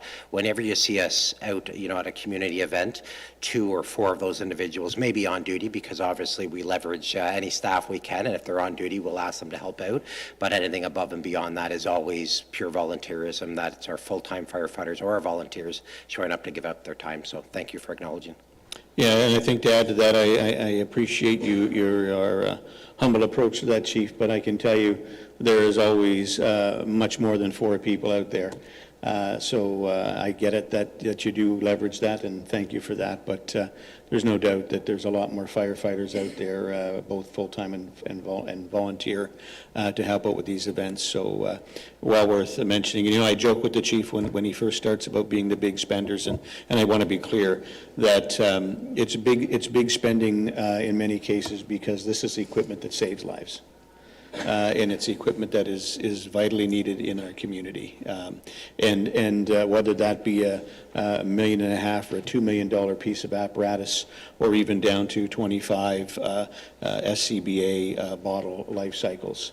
Without those bottles and them working well, and our firefighters having the confidence that they're safe going in, they're not going to be able to bring people out, and that's what's most important. So we can never be more proud than we are of our firefighters, and all of our first responders for that matter. But thank you for keeping it low this year and keeping us at that status quo level. Madam CFO? Thank you, Your Worship. We'll move now to Chris Roos. And perhaps following this presentation, there's 5 more presentations afterwards. Whether you want to take a break after this one might be a good time. Thank you. Yeah, that's a great suggestion. So yeah, we'll hear from Chris, we'll take questions, and then we'll take a 20-minute break. Good morning, Your Worship, members of council. I'm pleased to be here today to speak to the Recreation and Facility Department budget. Starting with the slide in front of you, specific to recreation, certainly if you look into the detail, there are a myriad of small areas. I must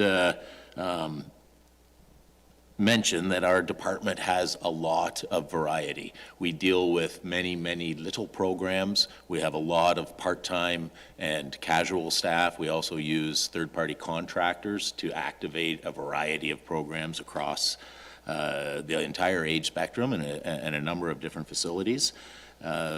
First and foremost, when you look at the pie graph, you'll see a dark blue color.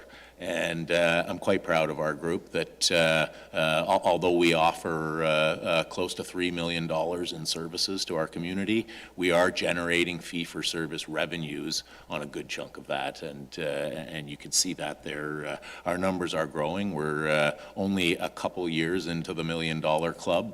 Certainly our investment in the new Twin Pad Arena has helped that, and a big chunk of that $1.3 million is related to facility bookings. So ice, rooms, the fields go to the park department, but our customer service group takes care of those bookings as well.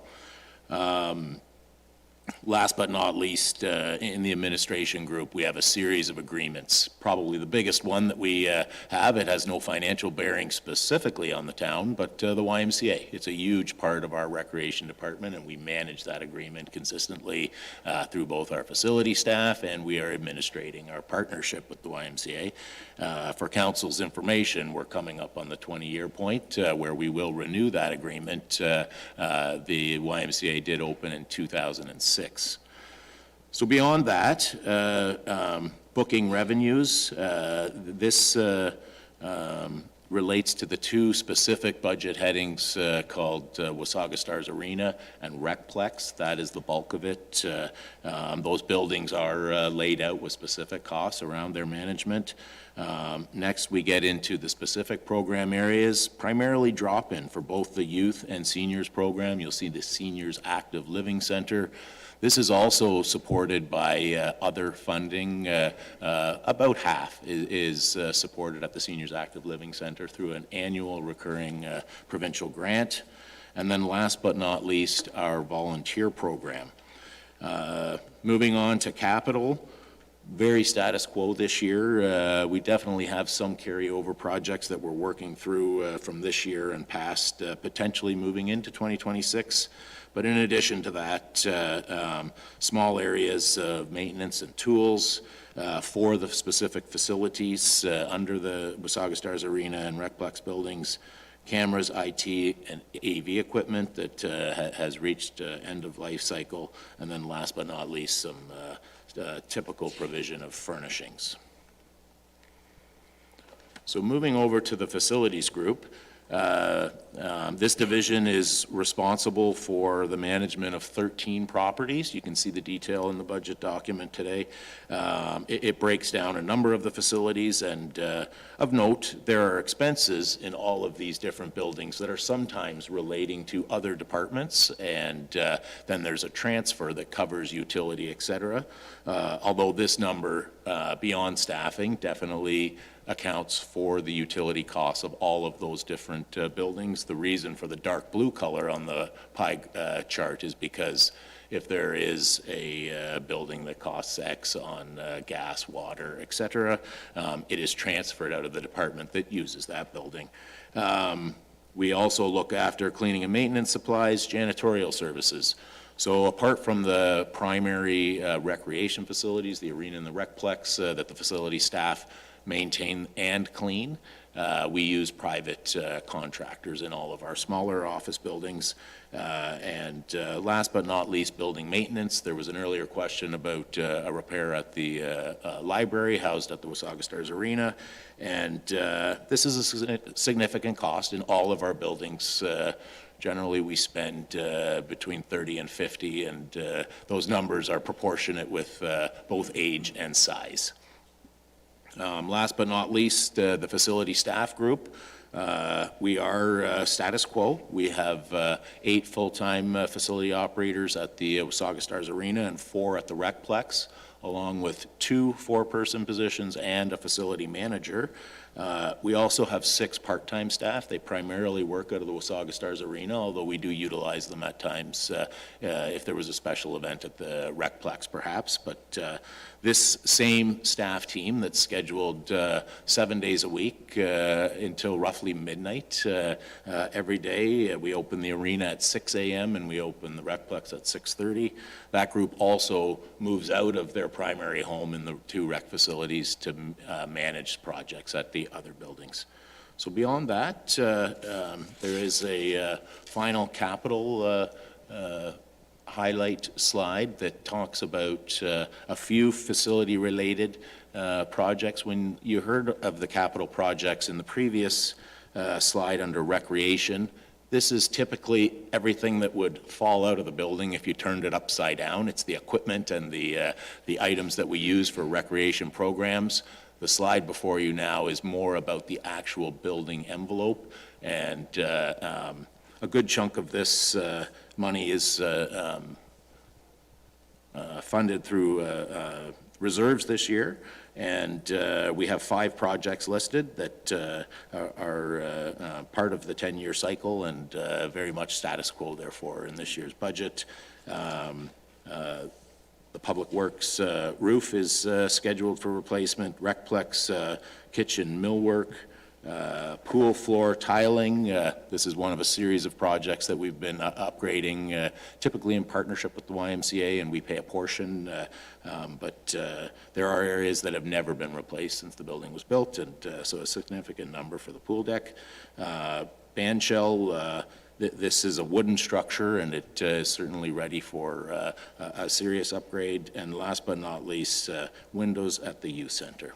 So that's the end of my presentation, and I'm happy to take questions if there are any from members of council. Thank you very much, Chris. Questions or comments for Chris? Councillor Belanger? Yes, Chris, through the mayor, if you could provide a little bit of clarification. Recently, a resident raised concern about a possibly unnecessary capital expense and maybe the not so responsible treatment of capital expenditure. And And that was related to the insulated floor that we purchased for the Twin Pet Arena to be able to conduct concerts and events. My understanding, if I recall at the time, the footprint of our ice pad was different than Barrie, who had offered the loan of their floor. And I believe that was not to be on an extended offer because there can be conflicts between when an insulated floor is used in the two facilities. And then the second part of that, it was indicated that we were being a little irresponsible to store that floor outdoors. But I believe that maybe you can clarify that the manufacturer actually feels that outdoor storage is appropriate. But I think it's important to clarify these rumors because I believe your department and this council is very responsible when it comes to capital expenditures and the care of our capital investments. Thank you, Councillor. Chris? Certainly, through you, Your Worship, to Councillor Blanchet, you're correct that at the time that the decision was made to purchase the floor, there was consideration to borrow the floor from the City of Barrie. They have a similar special event flooring. It's a fiberglass product that we lay down over the ice surface. The loan was available to us at our expense, so there were a number of costs. We had to hire a transport truck trailer.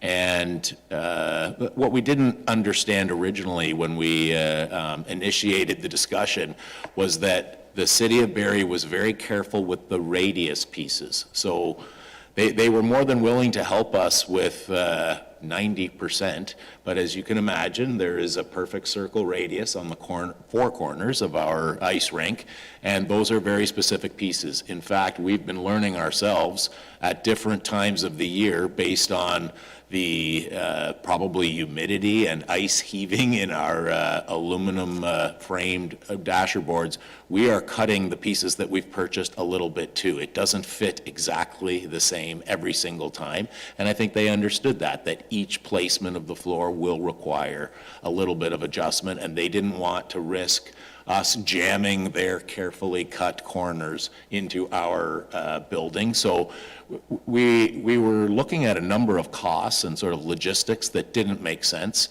And council may remember that we had a favorable budget with the TPL build, and it was decided that we would use some of the $60 million budget to finance the floor that we purchased ourselves. Beyond that, some may have seen it. It is sitting outside. Originally, we did attempt to tarp the system, and it blew off a number of times in the wind.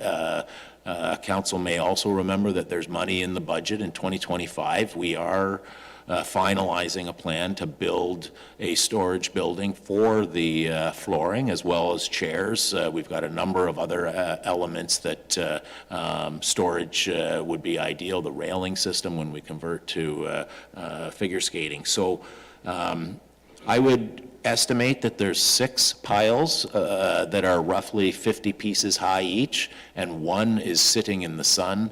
Certainly weather is not a large concern. The stuff is fiberglass. It's built for moisture. I do not think that we are overall deteriorating the system. We certainly have a couple dozen extra pieces of these 4x8 sheets, and the exposure has been 18 months so far, but there is a long-term plan to keep that flooring system under a roof for many years to come. Thank you. I just think it's important to add to that.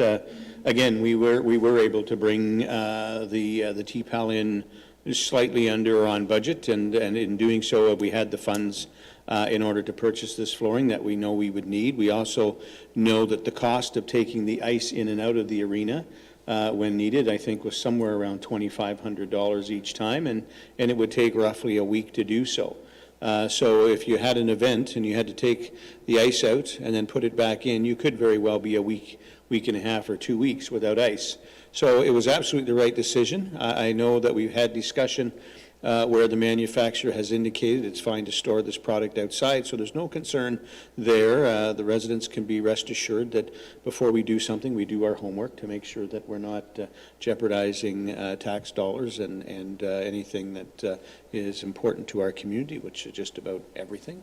You know, we do that under the understanding and the direction and the knowledge that we get from the manufacturers and from organizations that use this. So excellent point to bring up, Councillor. Thank you. And I'll look to Jerry for comment. Jerry? Yeah, thank you, Your Worship. Council may recall when you looked at the original furnishings budget for the TPAL, that ice flooring was in around $325,000. We actually purchased this ice surface for about $119 plus taxes. Josh can verify. I think we were like $125 all in.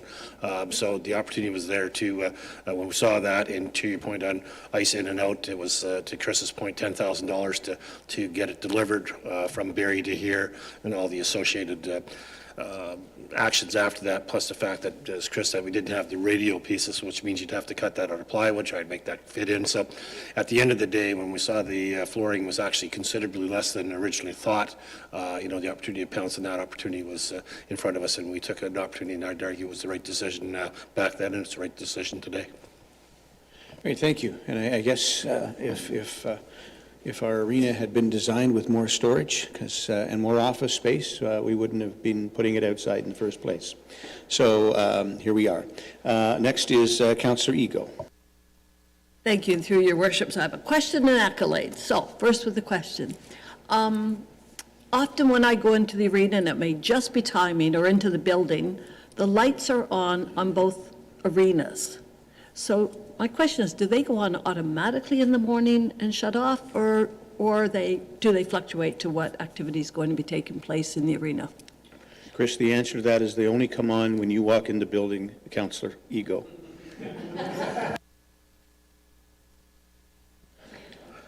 I'm not sure if the councillor realizes the air tag we've put on her. No, at any rate, Councillor Ego, through you, Your Worship, the lights do go off overnight. They are set on a timer system, and we can manually control them. Staff turn them on in the morning at the first rental. So we aren't typically turning them off through the day, although we have, and we try and discourage that skaters come on before their rental time. But it is possible that those lights are burning through unoccupied times through the day, and we haven't instigated a program to manually turn them off. They're programmed to run all day long. Once the staff turn them on, then they turn off at midnight. So I guess my question is it a good idea to shut them off, or is it too much work? Like, I don't understand. You know, at home, you're always saying, shut off that light when you walk out of that room or whatever. So that's a big area. It is a good question. Certainly, they are highly efficient LED bulbs, but I can investigate this program. I can't remember. I do know at the old arena there was a warm-up period with the metal halide, but LED may be quicker to respond, but I can clarify just so that we're never caught and then leaving user groups in the dark a little bit. But it's more of a daytime thing where there is daytime light available, and I think it's a good point. So thank you for bringing it up, Councillor Ego. Okay, thank you. Now, I received earlier this year, around the summertime, an email, letter, whatever, from residents in this town, a couple that really use that facility. And they commented, and these are good users, I don't know them really well, how many activities are there now and programs are there, and he said this has not gone unnoticed, that we've asked for different things and we're thrilled with what this town is offering to residents, so in that building. Thanks. All right, Deputy Mayor Snell. Thank you, Your Worship, through you. The band shell that you spoke of, where is that? I thought we just had the one. I wasn't aware of a wooden structure, just for clarification. Certainly. So in 2004, when the large gymnasium and the addition of the lobby that now spans between the new YMCA section, at the back of the Recplex, there is an oval band shell that looks out to the hill. That is a plywood structure built on a concrete stage, and there's a small building in between where we have a rooftop air handling unit on a short roof, and that area is in need of maintenance. The plywood structure have been painted with a rubberized sealant, and it hasn't held up perfectly. Wood over 20 years certainly has seen leaking, and we suspect that we'll have to replace some of the sheeting, much like you might when you replace the shingles on your roof, and we're coming up with ideally a higher quality roofing solution with this money that's been budgeted. Awesome, thank you for that clarification, because I was thinking the band shell, but if I remember, it's like a concrete plaster kind of finish, so I was a little bit confused. So thank you for that clarification. Two financial questions. One is, we discussed last year at the budget about enhancing security cameras at the walking track. Just given that it's isolated, it's out of sight of staff. We did have a medical emergency there. We had some issues in the past with some bad behaving youth, that sort of thing. So I don't see that in your budget. Is there any consideration in moving forward with that consideration?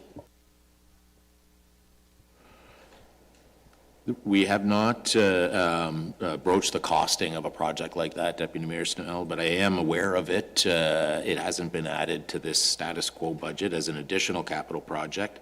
There was discussion with council once before about RFID funding, and we do have a little bit of money at the TPL, and it had crossed my mind that we set up this closed caption monitor with a few. We have some strict rules about how we use the camera footage with staffing in the building, and I haven't finalized that project yet, but there are ideally ways that we can make everyone aware with proper signage, et cetera, and then have the 4 relevant cameras that would watch the access to that walking track displayed at the front desk where we have facility staff or customer service staff on about 8 hours of the day. 8 a.m. to 8 p.m., about 12 hours of the day. It's a consistent standard of care that we may be lacking on, although all the cameras are recorded 100% of the time. So it's a great comment, and no, it's not in this 2026 budget, but there may be a creative solution to use up some of that RFID funding that we haven't locked the doors to the walking track to add an extra safety feature if it is a free access area forever. Thank you, through your worship. I'd really appreciate that because it's a highly used asset in our community. So many people love it. We're coming up to the winter months where it's going to increase in its traffic, and I just think that would be very important. I would highly favor that. With your rec programs, with the revenue expected versus your expenses, it's quite different than 2024. What do you see as sort of a main contributor to that change?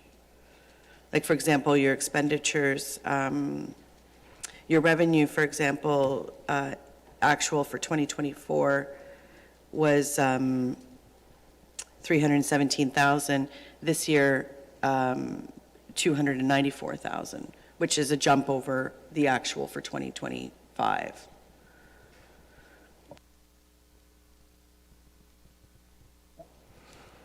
Thank you, through your worship, to Deputy Mayor Snell. I think that this small decrease, we have had some lower camp registrations. There's certainly ebbs and flows in all of our programs. We have some areas that are going up as well right now. But although the budget presented is more or less status quo, one area that certainly is going to see a contraction on revenues is likely our camp program. Much like some of the other comments that we've heard about a bit of a downturn in the economy, we did not program to capacity, and our intent is to likely operate the camp program out of the new Sunnydale School instead of at the sports park. We have a rental program built that way anyway, and it's a much better purpose-built facility to run a camp with a big gymnasium. But we certainly are being conservative about our numbers in the camping program. Very specifically, we've canceled the leadership program. We had an older kids, and we can certainly fit these 12, 13-year-olds into the actual camp program, but we're not going to have a separate revenue line, and that is certainly a proportional drop of about $20,000. And I guess I'd just add to that, I think if you speak to camps across the province, they're seeing decreases in campers for whatever reason. Kids aren't wanting to be away from home for long periods of time, so on and so forth. So it's just a way of the future maybe, or maybe it's just an ebb and flow. I do have a question. Chris, you had indicated about the cameras. There was a concern about cameras on the track with staff in the building. Can you just help me understand what you mean by that? I only comment is that we, as a town, have a careful policy that requires checking and double checking before we start viewing cameras. And the intent is that staff feel safe and secure at their desks and not being watched while they are working.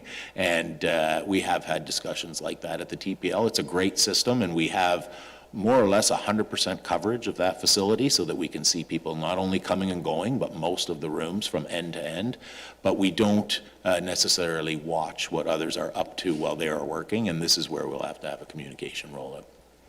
Okay, but we're talking about cameras on the track, correct? Correct me if I'm wrong, Deputy Mayor. So we don't have anyone's desks out on the track, do we? Or people working on the track other than sweeping and mopping and...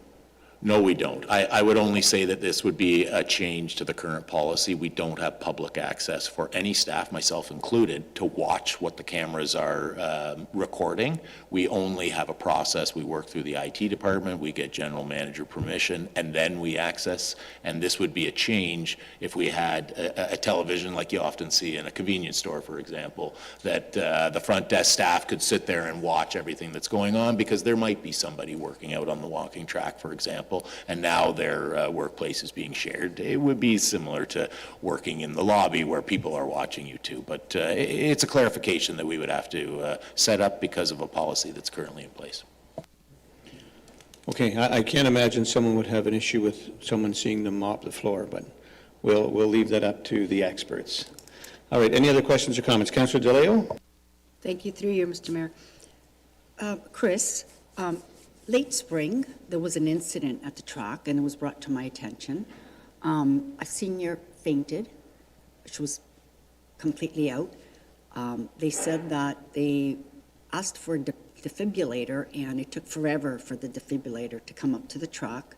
And then when they also brought in a first aid kit, a lot of the items were missing.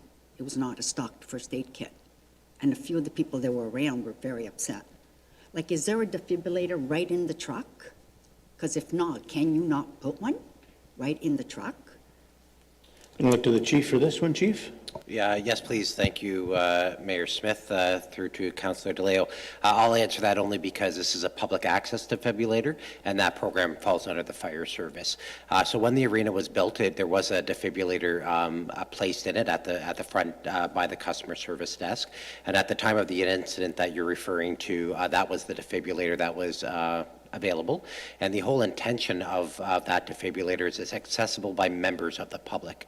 So I do know the occurrence that you were talking about, and I reviewed it myself and watched video footage to see how everyone responded. And not surprisingly, when an emergency occurs and involves members of the public, it's a little bit chaotic and it takes time to kind of unfold. But the defibrillator was brought to that individual. Since that time, additional defibrillators have been added to the arena, so we actually have a total of 3 at this point, so the facility is well covered. There's one down the hallway towards the change rooms, one at the main customer service desk on the main floor, and now we've added another one to the entrance of the walking track. So should that occurrence happen again, there will be a defibrillator literally steps away. In addition to that, we've also added an emergency 911 phone for the public at the customer service desk. So in the unlikely event that an emergency does occur and we don't have a staff member readily available, there's a phone there on the wall that will dial 911 directly. The only other piece I have is in relation to a first aid kit coming and not being properly equipped.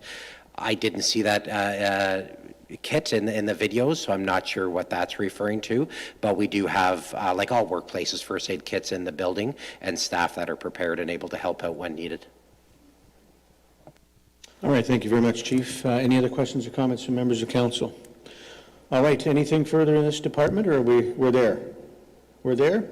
All right, it's 5 after 12. Let's take 25 minutes for a lunch break, and we'll come back at 12:30.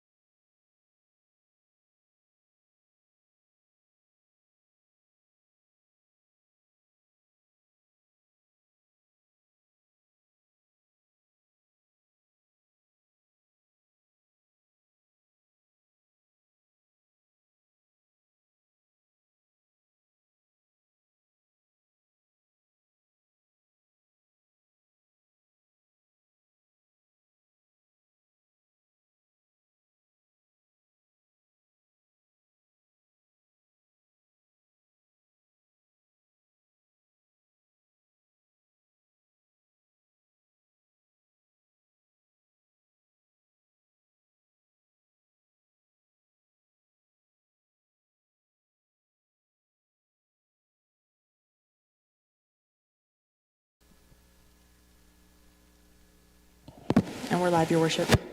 Thank you very much, Madam Deputy Clerk, and welcome back, everybody, after our lunch break, and we're going to carry on with the budget process. And I believe next in line is Kevin Lalonde. Kevin? Thank you, Worship. Members of Council, I am pleased to present the Infrastructure Services Department budget.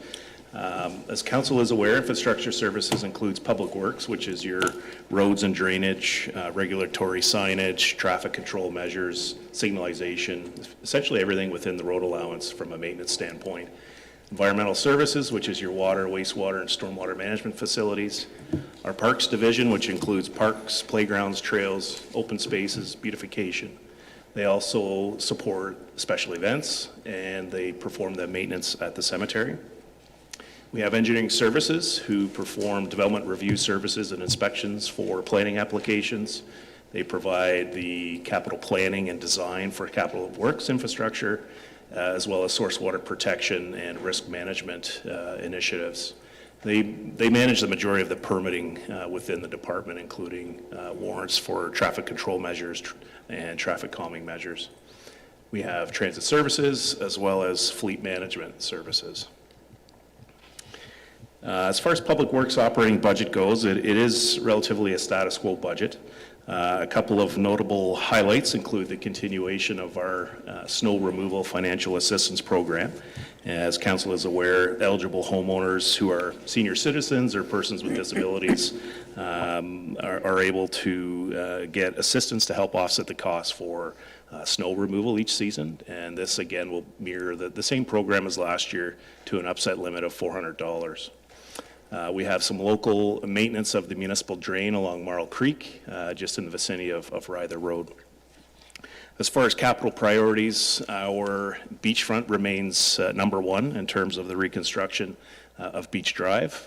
This also includes Spruce Street, First Street, Third Street, and the interim reconstruction of Main Street. Next, in terms of drainage priorities, we have the implementation of the recommendations from our West End Drainage Improvements Class Environmental Assessment, and that includes the channelization of flows from Highway 26 and establishing a new drainage corridor for the future elevated water tower site. We've recently finally secured permissions from upstream and downstream landowners to initiate the tree clearing works of this channel that we've spoken at length about over many years.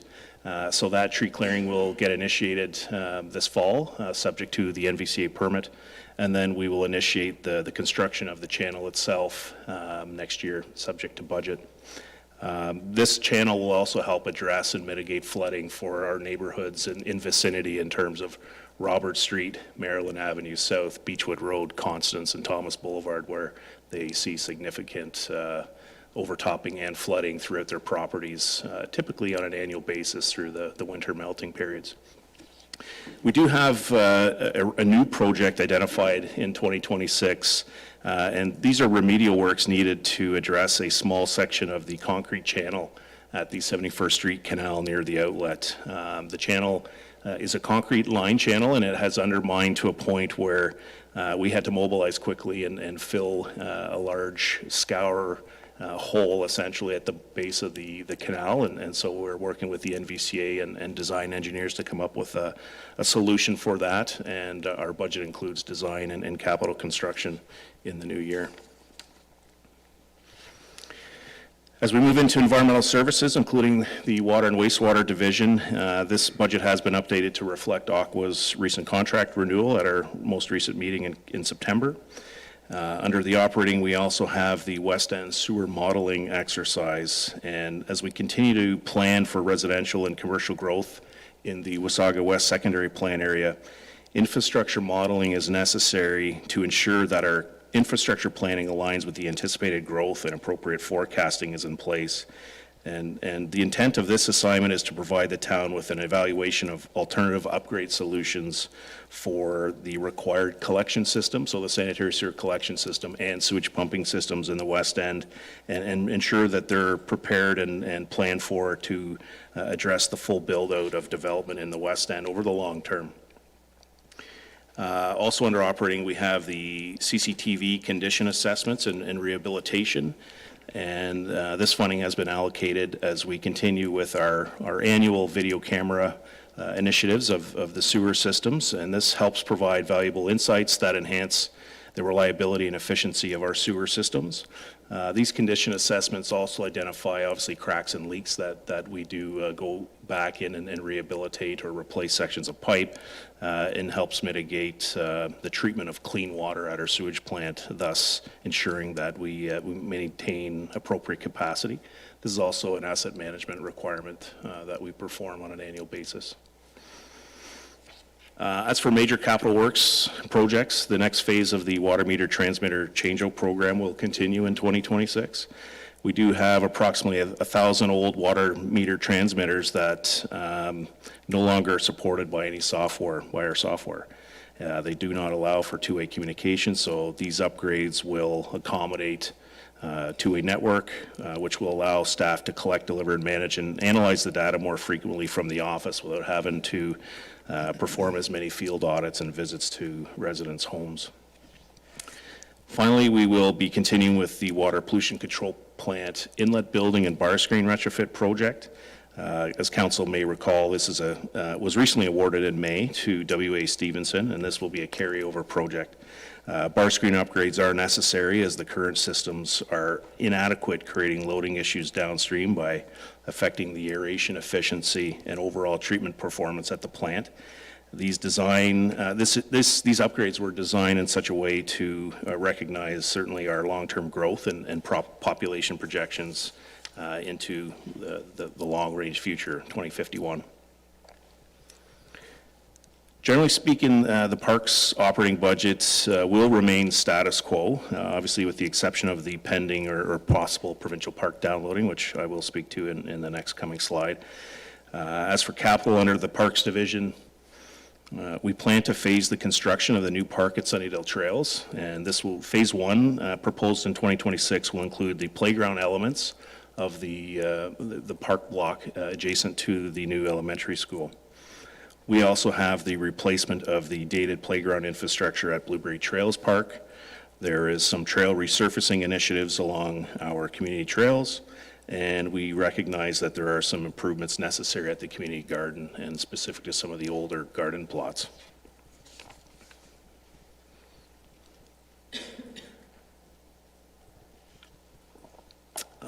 In preparation for the pending transfer of ownership of the beachfront lands from Ontario Parks, we have developed a staffing model and work plan to operate and maintain the 4 beaches under consideration. We've lumped Allenwood into this as 4. Obviously, we do own Allenwood, but it will fall under the beach operations portfolio. Levels of service will generally mirror Ontario Parks with enhancements relative to waste management, collection, beach grooming, among other things. By way of quick beach statistics, this will include over 6 kilometers of beachfront, 34 hectares of maintained beach, 11 hectares of picnic or vegetative areas, nearly 4 hectares of designated parking areas. And some of the existing amenities include approximately 1 kilometer of boardwalk. We have a playground structure, 11 picnic shelters, and 7 washroom facilities across these beaches. The operating seasons will remain status quo in terms of a peak season and a shoulder season relative to our service levels.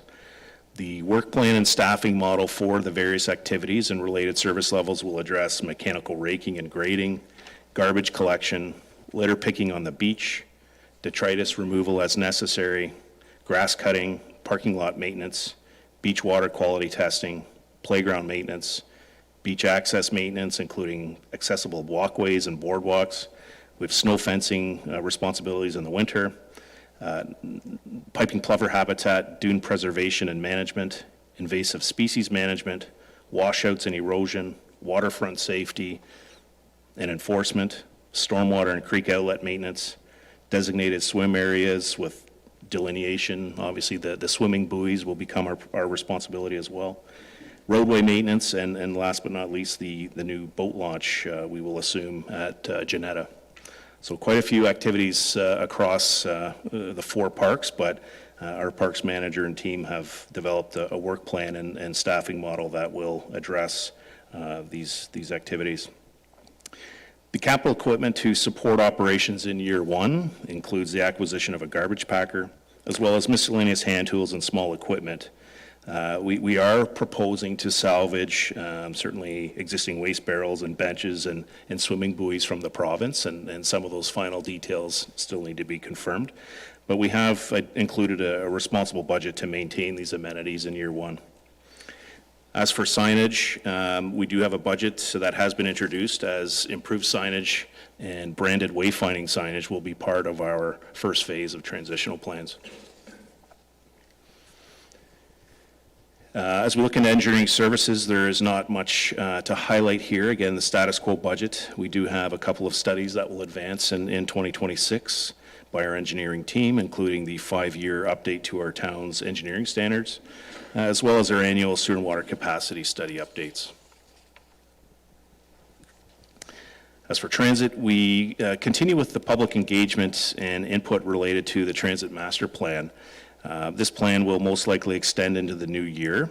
And if I may, Your Worship, the next round of public engagement is in the next couple of weeks, October 21st, between 7 and 9 p.m.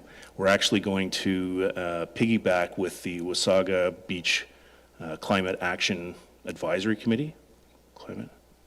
There's a few different committees. The Climate Action Advisory Committee have an event that night as well at the Remax Room at the Recplex, and we felt it was an appropriate stage to try and generate as much interest and input for the Transit Master Plan as well. So we're going to have a booth at that event and try and get input in terms of our service levels and some of the strategies that our consultants have brought forward to date. So that will be our next round of engagement. As for capital, we will continue with our annual commitment for 2 new transit shelters each season throughout the community. And again, subject to the completion of the master plan, we have identified funds for the detailed design for the transit hub relocation. As I may have mentioned before, we are looking to relocate the transit hub from the private property at the superstore. And a component of this master plan is to look at alternate locations that will satisfy certainly the connection points between the links with the county, going to Barrie, going to Collingwood, Wasaga Beach 1, Wasaga Beach 2, in Clearview Transit. So our consultants are working on different alternatives for us to consider with that in mind. Fleet services, again, status quo in terms of major capital acquisitions.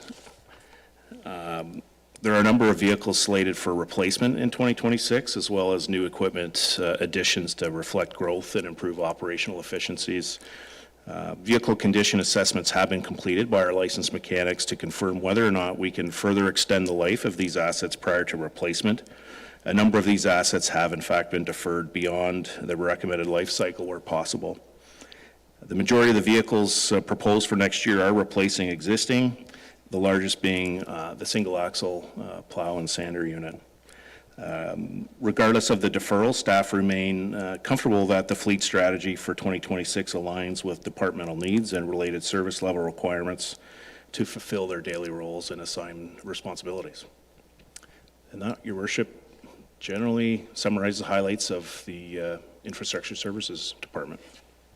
And we thought the fire department was big money, eh? All right, members, questions from members of council. Councillor DeLeo?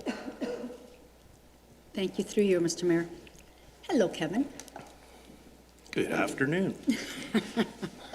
You know what this is going to be about.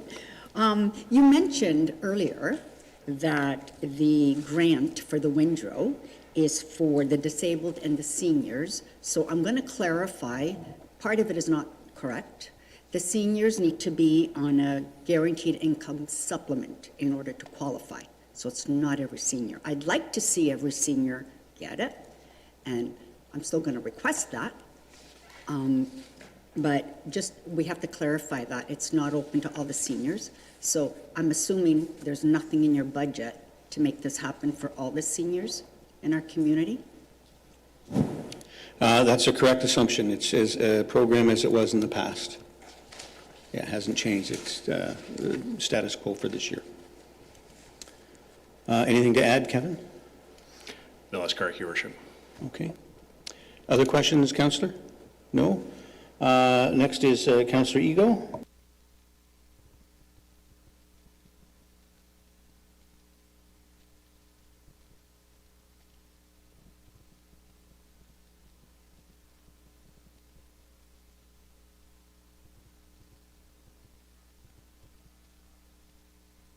and response from visitors to the beach. So I'll speak to the garbage receptacles, number one. What a change this year with having garbage receptacles on the beach for easy access for the beach goers, and then on the road as well, and the pickup with the trucks coming on to pick them up. You still do hand picking. I mean, you've covered it all, and it has not gone unnoticed. And I think you will find the beach is kept way cleaner. People really respect it. And we are hearing that everywhere. I just can't go on about the comments we receive about the cleanliness, the softness of the sand. One day I did a walk, quite, a fairly distance walk, and I'll bet you I only picked up maybe a bottle cap and some other little thing after the raking, but it's that. And then I want to talk to the wildlife that I have seen come back, and I took a photo the other day of a pair of eagles right out in front at the shoreline enjoying their breakfast. It's great to see the eagles coming back around that beach. And also one day there were little shorebirds. I think they might have been the killdeer, but I'm not positive. It might have just been, it was not plovers, but it was the little shorebird. I just want to be clear on that. So to see them coming back to the beach, it's really nice, and the visitors commenting on it, as well as the new signage. It's so clear. And right there on the beach, letting people know where they can get to Beach 1, how they can get, do a QR code for activities. It's really, really friendly and welcoming, and the big sign, welcome people to the beach. So I want people to rest assured that I think you know how to take care of a beach, and that Barber Surf Rake is beautiful. So thanks on that one, on that part. I don't know what a billy goat mower is, but I thought that was a pretty interesting term in there. So where you use that, I don't know, but I caught my eye. We could use billy goats, I guess. But anyway, the mower sounded good. One thing that really bothered me this year was the vandalism that takes place. I had no idea about the vandalism that takes place on our trails. And right out here, outside Town Hall, I was shocked all to bits one day leaving a council meeting, waiting for a friend to pick me up, and there were residents there looking for that sign. I know we were all here the day that beautiful sign was installed for children that needed different accessibility, the handicap. And so I reached out to Kevin and I said, Kevin, we can't see this sign. Where is it? And it had been vandalized. And then, of course, I know about the Carly Patterson Trail as well. So I want people to realize what does happen here and the costs involved, and how diligent our staff are on taking care of that. So I don't know, Kevin, if you wish to speak to that sign at all or not, or what is happening, but it sure shocked me. Through you, Mr. Mayor, Kevin? Councillor Ego. Yeah, unfortunately, we do see vandalism across. It's not really just our parks; it's really throughout the community, unfortunately. But whether it's defacing signs with graffiti, or cutting the swing belts, or burning holes in the slides, there's a number of frustrations that are presented, well, if not weekly, but bi-weekly. But staff are quick when we become aware of the fact to address it as best we can. But in terms of those two that particular sign, we have, I think that's the one with the braille, and we have ordered replacements, and those will be replaced, and we're going to maintain a bit of an inventory or a stock should it happen again. But definitely unfortunate, and it's not new to this community. It's everyone experiences, unfortunately, vandalism to that effect, but we do our best to try and respond immediately and make our community continue to look as best as it can. Thank you. Yep, and sorry, and I just want to finish up. I learned the Carly Patterson, they're taking the plexiglass off of them. That's what they're doing. It's not, the boards are, the post is still there, that's there, and I'm going, so what's wrong with this? What's the problem here? And so that's really a thought-out theft is what I want to say. So I appreciate the money that the town must spend in replacing and repairing these, so thanks. Thank you, Councillor. Any other questions or comments? Sorry, Councillor Timms is next. Thank you, Your Worship, and through you. And just to add on to the snow removal assistance program, I noticed that it was just barely over half the budget money taken up by the residents. Is there an opportunity or plans in place to start communicating the program quickly so that we might get more uptake? To Kevin, through you. Through your worship, Councillor Timms, we have already updated our website. We've informed our communications department to prepare marketing material as well as Quebec signs, and we've also discussed water bill inserts. So I think we got it a little bit better last year in terms of notice, and so we're going to follow the same process. Water bill inserts, obviously, with the strike may not get out too soon, but we do have a similar strategy: social media, town website, signage, and the website as well, if I didn't mention that. And a follow-up, Your Worship. I wonder if some collateral material to the food bank might also help, and to the Seniors Active Living Center, perhaps, just so the word gets a little further afield.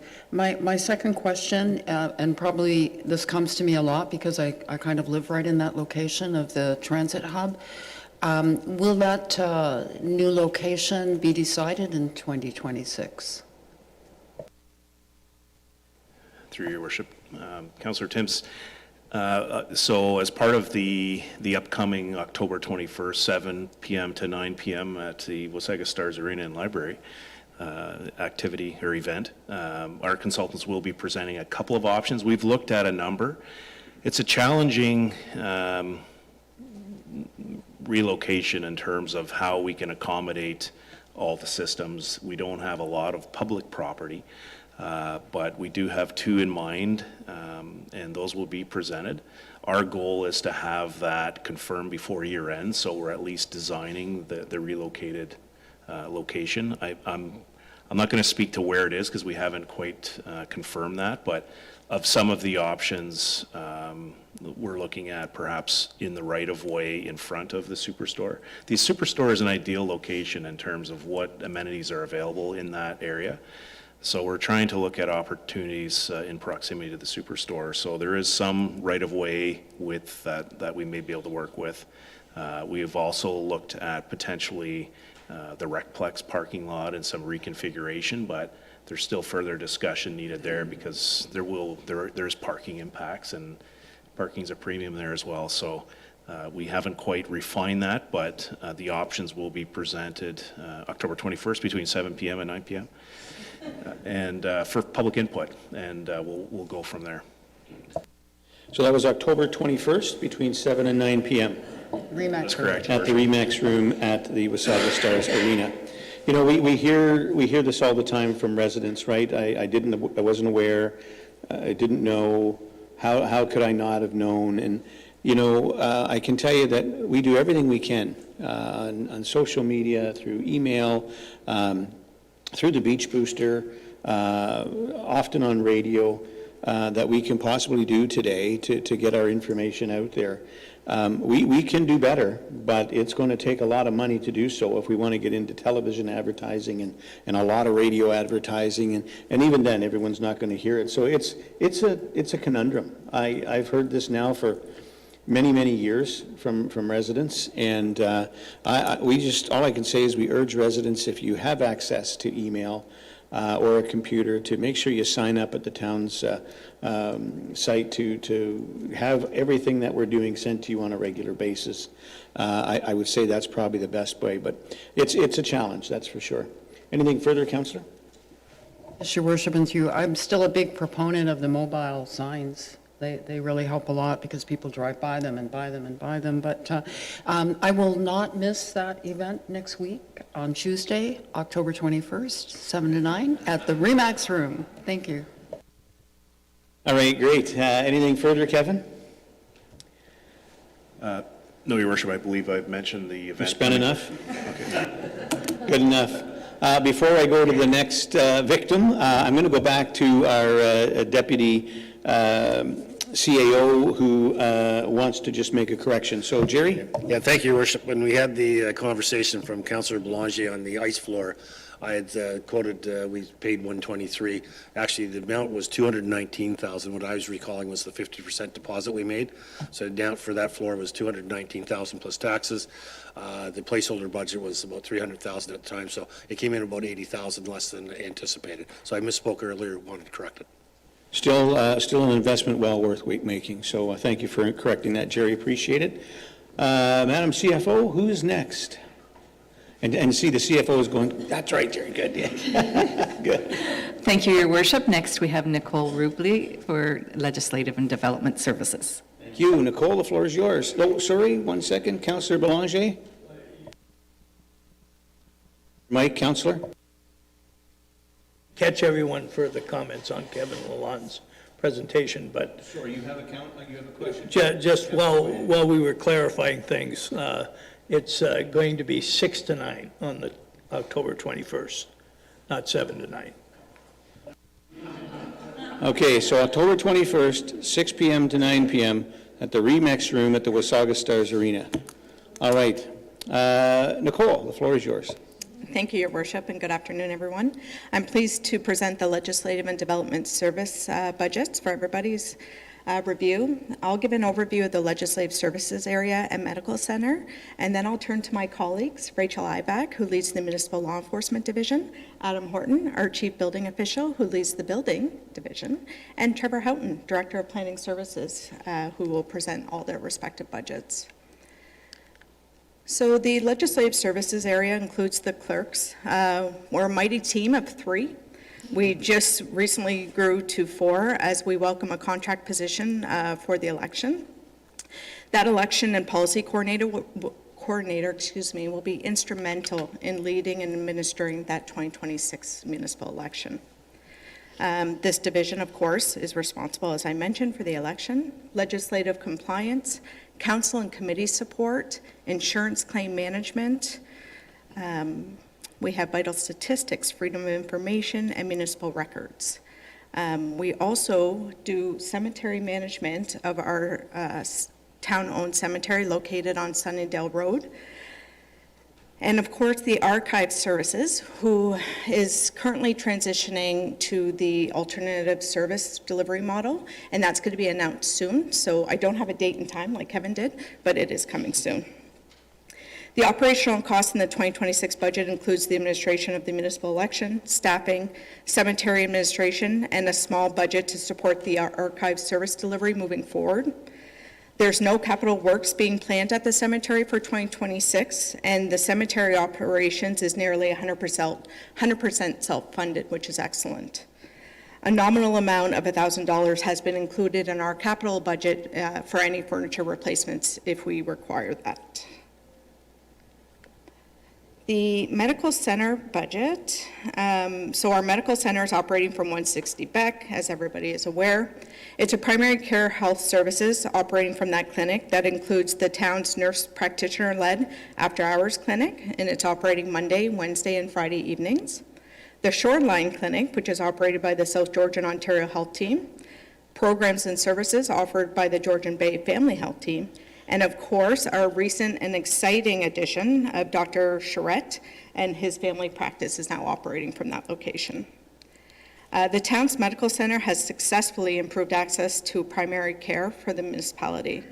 The 2026 operating cost is a little over $299,000, with the majority of those costs being funded from casino revenue, which we're quite pleased. With that, Your Worship, I can take any questions. Otherwise, I will put the floor to Rachel. Thank you very much, Nicole. Questions for Nicole? Councillor White? Thank you, Your Worship. Obviously, a huge proponent of the medical clinic. After the successful hiring of the new doctor, do we continue this program? Because I still think we're growing fast enough and can probably use a few more. Thank you. And through Your Worship, I'll defer to Jerry. Thank you, Your Worship. To Councillor White, yes, our plan is to actually populate the clinic with 3 doctors in total, so we continue to pursue doctors. Councillor? Do you have budget for events for this year to seek these doctors, or is it just going to stick to a monetary negotiation? Just the monetary one, so our regular program that we've got in place, yes. So the same compensation package, the same availability for leasing the facility rent-free. So the same thing we've been pursuing. I suspect will be quite successful, actually. So status quo, which appears to be the word of the day, if I'm not mistaken. I've counted 300 of them, but yeah. Status quo is the correct answer. All right, other questions or comments from members of council for Nicole? Seeing none, carry on. Good afternoon, Mayor Smith, members of council, and the viewers that we have in person and online. The Municipal Law Enforcement Department budget includes both parking and bylaw divisions for the operating and capital budgets, which are staying status quo. Just kidding, huh? I'm funny. Some main functions in the bylaw department include business licensing, property standards enforcement, parking enforcement, and general bylaw services. These combined objectives of enforcement for bylaws ensure the community's appearance is maintained, as well as there is a reasonable state of good order through proactive and reactive enforcement. Our proposed operating budget for 2026 is $2.4 million. $1.6 million is being covered by parking revenues as well as administrative charges related to bylaw enforcement. This reflects our ongoing investment in frontline service delivery, public safety, community engagement, and compliance with municipal regulations. The budget supports core enforcement operations, including staffing, training, administrative systems, and we continue to balance proactive enforcement with public education to promote compliance. As the town grows, the demand for bylaw enforcement, especially through parking, short-term rentals, and property standards, is certainly increasing, and this budget allows us to stay responsive. Further to this, we continue to update our administration through tools such as Honk Mobile, the Administrative Monetary Penalty System, also known as AMPS, which is easier for me to say, business licensing, and administrative fees. These are all areas that should be notable highlights in revenue that will reduce the taxation impact. We're also continuing to use data and technology to better target high complaint areas. We've onboarded Granicus to support short-term rental enforcement by identifying unlicensed or non-compliant listings online. This helps ensure fairness and compliance with our bylaws. We're also excited to expand our use of GTechna, which currently supports parking enforcement and now tracks all AMP notices, including non-parking violations. This allows for more efficient enforcement, better record keeping, and improved service delivery as well. Under our capital expenditures, we have a total of $12,600 for a few key items such as radio upgrades, computer and office equipment, and sign replacement for our parking lots and things like that. A portion is covered by reserve, leaving about $8,200 for taxation. And then I will go on to the beach budget if someone wants to switch my slide. Thank you. Oh, I think we're going back one. Beautiful. Sorry, Nicole. So now for the proposed 2026 operating and capital budgets for our bylaw beach operations. I know Andrew previously spoke to this, but I'll go a little bit more in depth. This year's operating budget is proposed at $119,000, which supports key frontline services for our busy waterfront areas. Based on revenue predicted to be generated, all of the beach enforcement operations budget will be covered by parking revenue, which is really exciting to see. Our seasonal team will play a critical role in ensuring safe and respectful use of our public beach areas through a mix of proactive education as well as enforcement. In previous years, we've seen effective parking enforcement that helps managing traffic flow, ensuring reasonable access to parking lots for both residents and visitors.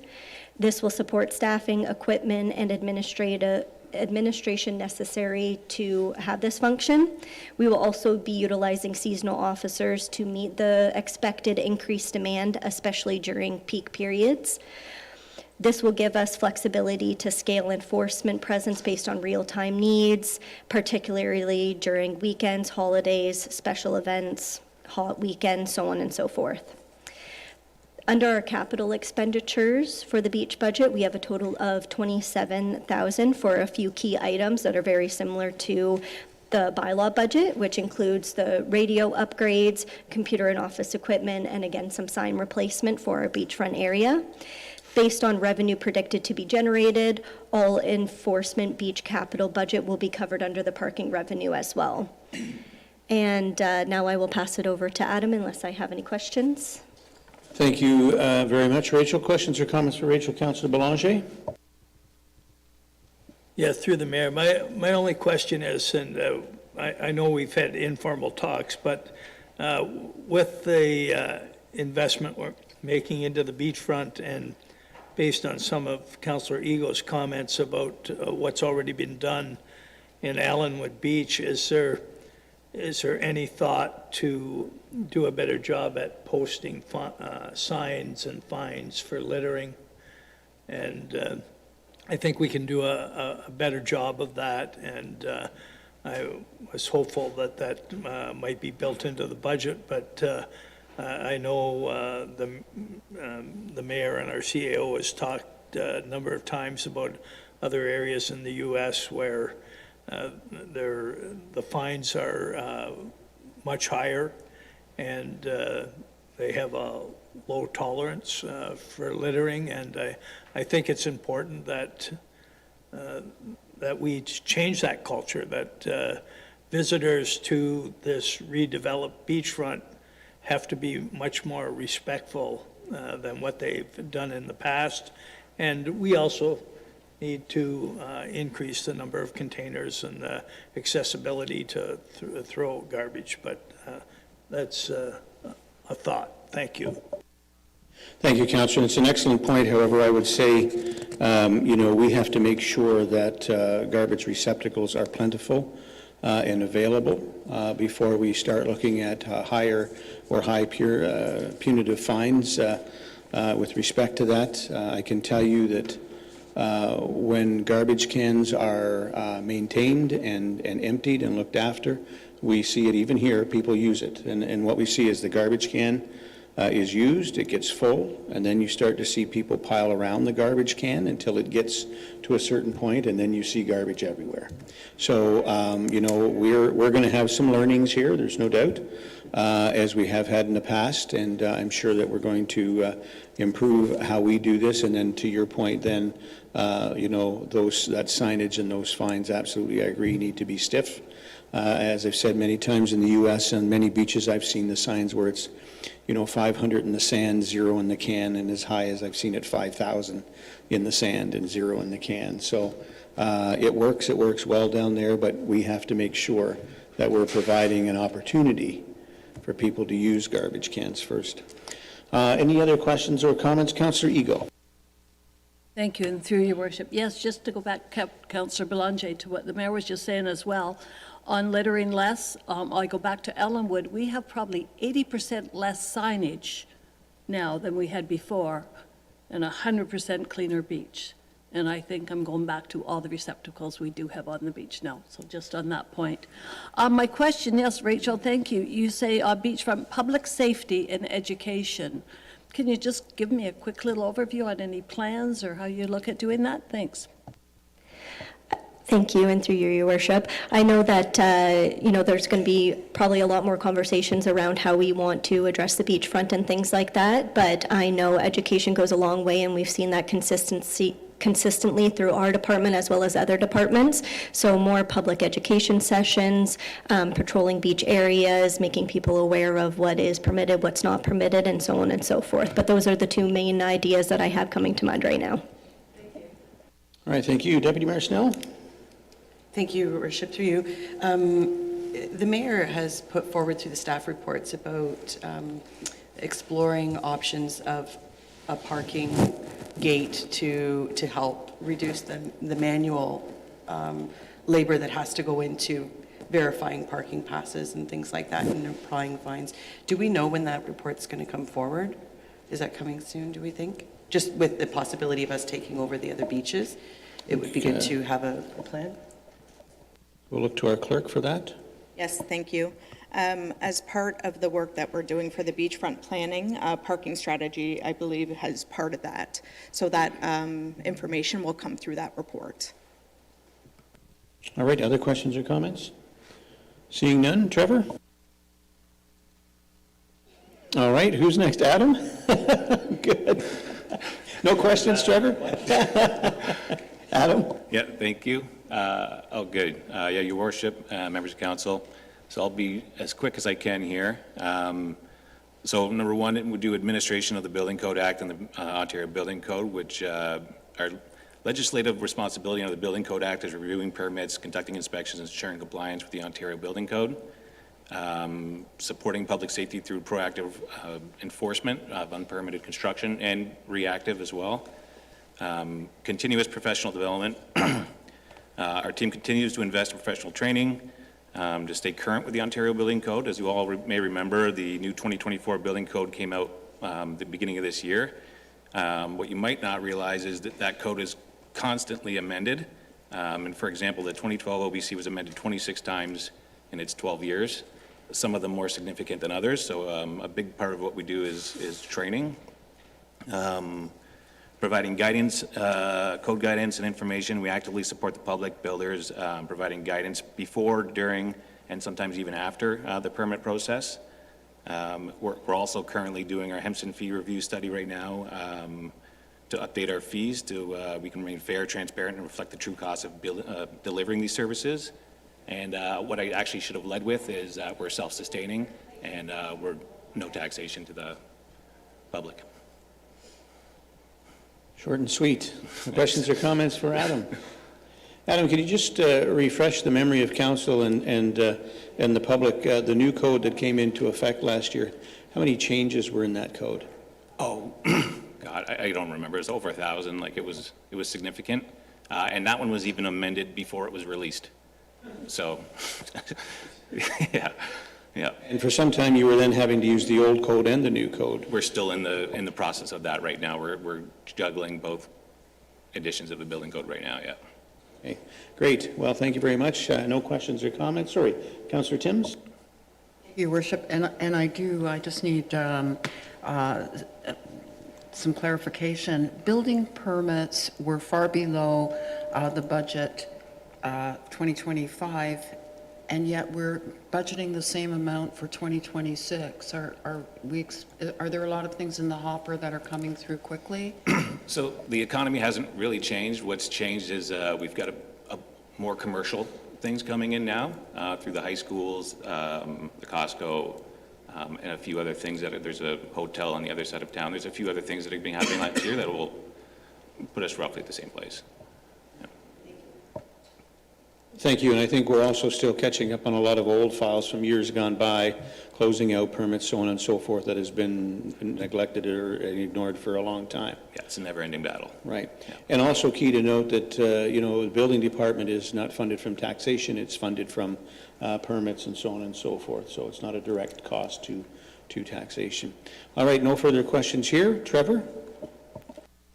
Thank you, Your Worship, and members of council. I'm here today to present our draft budget. Our operating budget is approximately 1.4 million. So as a way of introduction to the public, the planning division basically guides the evolution of the municipality by balancing the general interest of the public with the broader needs of the community. In terms of our large projects for the 2026 calendar year, we hope to bring forward and complete, I'd like to say by summertime, the new zoning bylaw, which is approximately 2/3 of the way through right now, but it's being held up until we can complete our official plan and West Secondary Plan, which we hope to have to council by the end of November for adoption or for consideration for adoption. In terms of other projects that we're intending to work on for 2026, we propose to bring forward a new tree cutting bylaw for the consideration of council. We're also looking at providing council some opportunities for infill policies. We do see in our community a lot of consent applications to sever up lands And we want to make sure that when we do so, if there's special criteria or certain elements of the community that we think needs as a community special attention, then we have those policies that we can rely on when we give review and recommendations to the Committee of Adjustment. The other thing that we're also working on will be the urban design guidelines. We do have urban design guidelines for townhouses and apartment buildings, and we do have urban design guidelines for the downtown and beach area, but we don't have town guidelines for the totality of the municipality. So that's something that I think is a hole in our policy section. And I note here that those things that I just spoke to, with the exception of the zoning bylaw, will be done by staff. Council will recall that earlier this year, the planning department undertook a reorganization. Part of that reorganization was to create a policy section, which is our senior planner, Matt Ellis. So Matt will be slowly withdrawing from the day-to-day development review process so that we actually have a seasoned and committed planner who can kind of turn our mind to some of these policy things that honestly we just historically haven't had the time to deal with because of the amount of development that we've seen. Also, as Adam pointed out, we too are part of the Hempson fee review study, which is currently underway. And again, similar to what Adam said, that's to determine if we're getting full cost recovery for the services that we provide, and then council will deliberate and decide what those fees ought to be based on that recommendation. And then lastly, we don't really have a major capital budget per se, so our revenue for that, or sorry, our budget for a capital budget is $1,000. That's what I have, Your Worship. Thank you very much, Trevor. Questions or comments for Trevor in planning? Councillor Timms? And really just a comment, Your Worship, through you. It's really great to see, even though your department has had so much catching up to do, how proactive the stance that you're taking and the projects that you're bringing forward and utilizing staff. So I applaud that. I think that's a really great strategy. Thank you, Councillor. Councillor Ego. Thank you, and through your worship. Thank you, Trevor. Just on the tree cutting bylaw, and I'm just throwing this out there now because it jumped into my head. When you're looking at bylaws, is there any chance of looking at the clear cutting issue and the possibility of leaving perimeters when your big area is being clear cut? I just wonder if that's on the radar. Thanks. Certainly, through your worship, those things can be brought forward to council if that's something council would like us to consider. We fully expect that it will be a public meeting or some type of public engagement. We're not proposing to just write a bylaw and then here you go, council, approve it. Obviously, we want people to have a say in it, and it's not only those people who are interested in preserving it, but it's also those people that may be impacted by a new tree cutting bylaw, because there are always two sides to every coin. So a lot of the municipalities or a lot of the staff are being asked in tree cutting bylaws to do things like you're suggesting. Sometimes the challenge is that the topography of the land doesn't always lend itself to us being able to preserve perimeter trees, because oftentimes that's where we have to have stormwater management, swells and things of that nature. But that's not to suggest that it can't be taken into consideration for sure. You're welcome. All right, other questions or comments for Trevor? Seeing none, Madam CFO. Thank you, Your Worship. So just in conclusion, we have the public budget meeting scheduled for October 16th at 7 p.m. and that's in the Remax room at the Wasaga Stars Arena. And following today, starting I believe it's tomorrow, there'll be a survey online that residents can participate in to contribute their comments for the budget process. So this concludes the budget presentations, and I'd like to thank all of our presenters for their budget overviews, as well as our staff behind the scenes that help us with the preparation, Cindy Moore, and our budget analyst, and Sarah McLaughlin for her work coordinating and developing the budget presentation. So unless there are any further questions or comments from council members that we could respond to, that would be it. Thank you very much, Your Worship. Thank you very much. Thank you very much, Madam CFO. Any further questions or comments from member of council? Councillor Timms? Thank you, Your Worship. Mine's a comment. I just wanted to say that I'm very much in favor of this well-thought-out draft budget. It has taken us a better part of this term to reach this point, to rebuild a stable and responsible financial plan that reflects both discipline and vision for our community. I won't restate what has already been said, but it bears emphasizing that we operate on a lean staff, and many of us, a leaner complement of staff that many of our neighbors, yet deliver a remarkable amount with the team we have, and I really do applaud staff for that. I am pleased to see strong investment in our parks. They're more than beautiful spaces. Research shows us that the park boosts many values, attracting visitors, creating jobs, supporting local business. When we invest in our parks, we invest in our economy. Staff has clearly put forward a thoughtful plan for the new beachfront operations and for responsible asset management, both being critical to ensuring we protect and enhance the assets and that define Wasaga Beach. I do look forward to hearing directly from the residents through the online survey and also at the October 16th public meeting. And finally, I feel that this budget positions us to end our term responsibly without burdening the next council with unnecessary or unsustainable cost. It appears to be balanced, forward-looking, and serves the residents today while also planning wisely for the future. So thank you very much to all the departments, certainly from me.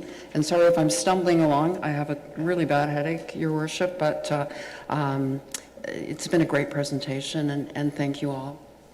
Thank you, Councillor. Any other comments or questions? Councillor Belanger? Yes, through the mayor, I'd just say I've been through this process a number of years, and often the draft budget created significant wish lists, and we often were criticized for that because the budget started at a fairly significant percentage. So I applaud you that this, to come in at this level was challenging and a lot of work, but also demonstrates your commitment and understanding of the needs of our residents. So I appreciate very much the work that's been done. Thank you. Thank you, Councillor. Other comments? Councillor White. Thank you, Your Worship. And not to repeat what's been said by the great words by Councillor Timms here. We make jokes about the status quo today, and it's all fun and games, but in reality, there's a lot more than status quo going on, not only in this budget, but in what's happened over the last little while, especially with regards to things that are so important to me, like fiscal responsibility and community safety. This budget is, in my mind, quite responsible and sets the next council up for not only success, but flexibility should they choose to do something different. And I think that that's the most responsible thing that we can do. Thanks. Thank you, Councillor White. Other questions or comments? All right, seeing none, I do have a few items to touch on. First of all, I want to talk about the process and the strong mayor's powers and this budget. I want to be very clear to the good folks of Wasaga Beach that this process is not my choice. It's not the choice of many mayors, but it is the choice that the province has given us. And so myself, along with every other mayor, I'm sure takes it very seriously. And so we've worked closely with staff. I want to thank you, Jocelyn, for all of your help in taking me through this process in as much detail as we have, and to all the other staff members as well. Ladies and gentlemen, I can tell you that budget process is not an easy process. It takes a lot of time. It takes a lot of effort by a lot of people. It is time-consuming. It is an expensive venture, I would say, to create these budgets annually. It's something we have to do, but it is quite a process. And so, thank you, Jocelyn, and to all staff for getting us here today.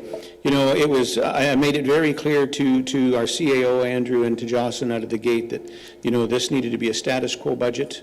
We needed to be fiscally responsible, and we had a rough couple of years in trying to make up for what was lost, if you will, or things that weren't budgeted for in the past, especially with the new arena and library. This council took the heavy steps, the big burdens, the not-so-popular decisions and had some significant increases, and to rectify that problem. And that's fiscally responsible for us to do that, and I'm glad we did, and I stand behind those decisions. You know, it's been mentioned that, you know, we're some 80 staff members behind our closest neighbor, and you know, of a municipality that I would argue today is smaller, considerably smaller than we are. We haven't added a ton of staff in order to say we need to get there. What we've done is we've said we know we need that. We know we need more manpower. We have been very lean in spite of ourselves for many, many decades. And I think we need to pay homage and tribute to the staff of Wasaga Beach, not only this year, but for many years, because they have worked, and they've worked hard, working under those conditions. And, you know, this council and future councils are going to have responsibility put upon them to ensure that we slowly but consistently rectify this issue and this problem. Because if not, we are going to see staff burnout at levels you've never seen before. You know, I'm quite happy that by the end of this term of council, we're probably going to be well below 5% turnover in our staff. That is well below the average, and it is well below past council numbers, and we should be happy and proud of that. But that praise for that does not come only to council for making positive changes and work your way and so on, and creating a positive working atmosphere. But it should be also thanked for every staff member in this community for stepping up and going that extra mile to make sure it gets done. So to all of you here today and to every staff member of this municipality, it is on behalf of this council, thank you, thank you, thank you. You know, I want to also point out that the timelines, although it's been put out there publicly, that the timelines are very short in this budget now because it's the mayor's budget. And I'm here to say hogwash. I have turned back every responsibility I possibly could within the legislation, except for those that I cannot under the legislation, to this council. And to staff to be able to keep this budget process as normal as possible. And I think, look to our CFO, this budget process is really not any drastically different than our past processes. Would you agree with that, Madam CFO? Yes, Your Worship, I would agree with that, and you have done exactly that, tried to mirror the past budget process and stayed within anything that you could, and it's gone very well, I think. For a change in a process, I think it's gone very well. Thank you very much. You know, the other thing is that I want everyone to know that I have met with every member of this council prior to coming forward with this draft, and spoke to members of council and asked them if there's anything they wanted to see in or taken out, and took all that into consideration, passed this on to staff, and here we are today. And we'll now go to the public, and then there'll be further opportunity for council to give further input, and the public's obviously going to have theirs, as we have always done. 2.99% is a very responsible budget. You know, I've heard a few people in the last week talk about how some other communities are coming in with 0% budgets.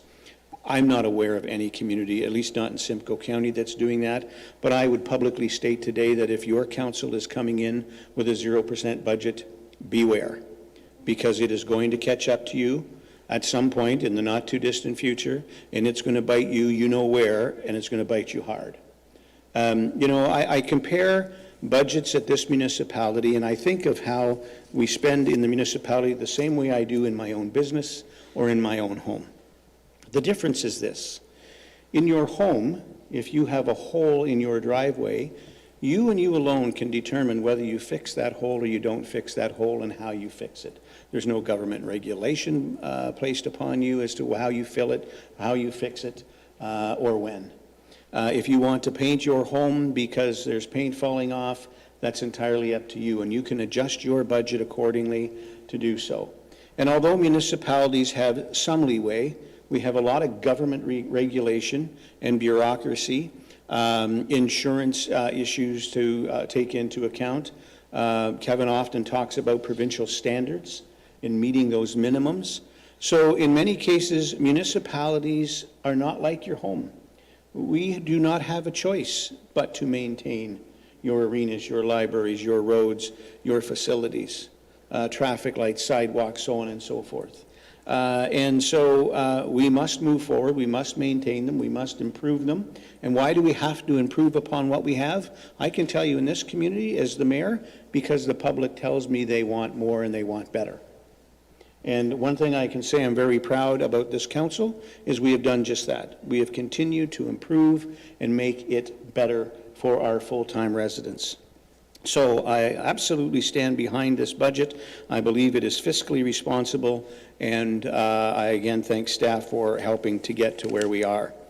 You know, MPAC, again, it was mentioned earlier, but I want to reiterate this. This budget at 2.99% blended rate. And again, there will be people out there, ladies and gentlemen, who will say, oh, they're hiding something because they're not telling you certain numbers. The blended rate is what your increase is going to be, and I would argue that that's about anything, about what anyone else cares about. But how we get to that blended rate, I can assure you, is doing what is necessary to maintain and continue to keep what we have status quo, and as you can see through this budget, while still improving and moving us forward. But if you take 2.99%, as we've heard, 2% of that is because the province, for too many years now, and probably more to come, has not reassessed property values, and therefore we're not seeing that 2% that not only Wasaga Beach, but every municipality across this province has seen for many, many years. And I can tell you, I am not the first and I will not be the last mayor to point this out. So if you take that 2% off, we're talking a 1% budget.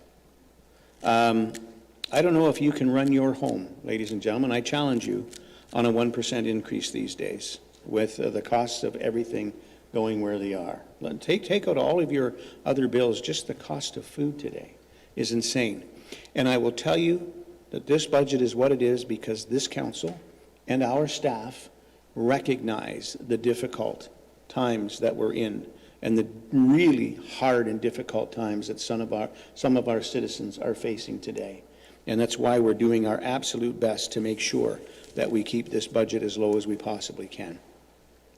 You know, I hear that council has spent all the reserves. Absolute hogwash. I invite anyone to come in, sit down with our staff, get the true story. We've asked for a report today that will come back and tell us where your reserves are, where they've been in the last 10 years, and you will see that that is just not the case. And we will continue to use reserves, and we will continue to put money, as you see in this budget, back into reserves. That's what reserves are for. The last thing I'll touch on is, you know, Wasaga Beach is going to continue to be at, I believe, the lower end of not only taxes in the county of Simcoe, but across the province of Ontario. And I'm always excited to see at the end of the tax year, the end of the fiscal year, when all the municipalities have come out with what their increases are, and each and every time I'm happy to say that Wasaga Beach is still in that middle to lower end, and will continue to be in this case. So not only do you live in the best damn town, in the best province, in the best country in the world, but you live in a community where council has been responsible fiscally, and we'll continue to do so. And, you know, we are going to continue to move this community forward in a positive, affordable, and sustainable manner. And I'll leave it at that. So thank you. All right, we're now moving on in the agenda. Under item number 7 is governmental relations. Sorry. We have none Your here Worship, sorry. If we today. could Sorry, just- Madam Clerk? Thank you, Your Worship. If we could We have a just- motion. Yes, thank you. Yeah, thank you. Yeah, okay. All right. See, I get off on my tangent, and then here we go. The recommended motion then for the budget is that the report and presentation titled 2026 Mayor's Draft Budget to the council meeting of October 9th, 2025 be received for information. Any further questions or comments? Seeing none, could I have a mover and a seconder, please? Councillor White and Councillor Timms. All in favor? That motion carries unanimously. All right, under item number 7, government relations, there are none today. And item number 8, staff reports, and the following the following report items have been pulled and moved to matters for consideration to be voted on separately, 8.3 and 8.4. Your Worship, my apologies again. I've been notified that 8.3 has been withdrawn, so that will be considered as consent. Okay, so 8.3 is withdrawn? Yes. All right, so only 8.4 has been pulled. Are there any other comments from council or staff on the consent reports? All right, seeing none, we do have a recommended motion then that the following consent list items under staff reports and all the recommendations contained therein be adopted, excluding items pulled, and moved to matters for consideration to be voted on separately. Could I have a mover and a seconder for this, please? Moved by Councillor White, seconded by Councillor Ego. All in favor? That carries unanimously. Moving on to item number 9, then on the agenda is correspondence, and the following correspondence items have been pulled for matters and moved to matters for consideration to be voted on separately, item 9.1 and 9.5. Councillor Belanger would also like to make comment pertaining to 9.3, which is the 2025 NBCA board highlights. Are there any other comments or questions from council or staff on the consent items reports under correspondence? Councillor DeLeo? Thank you, through you, Mr. Mayor. If I may, 9.4, usually when we make comments, it's to support it. But on this one here, if I may, I'm going to oppose it. So I can speak, may I speak to that? I'd like to just give my view on that. We're at the point. Thank you. Certainly, we're at a point where we've had 2 pulled. I've asked if there's any other comments or whatnot here. This is a comment. So 9.4, just a comment? Yes. Yep, that's fine. That's mine. Yeah. Go ahead, Councillor. Okay. So the 9.4, it's City of Kitchener's letter. So I was really disappointed to see this letter.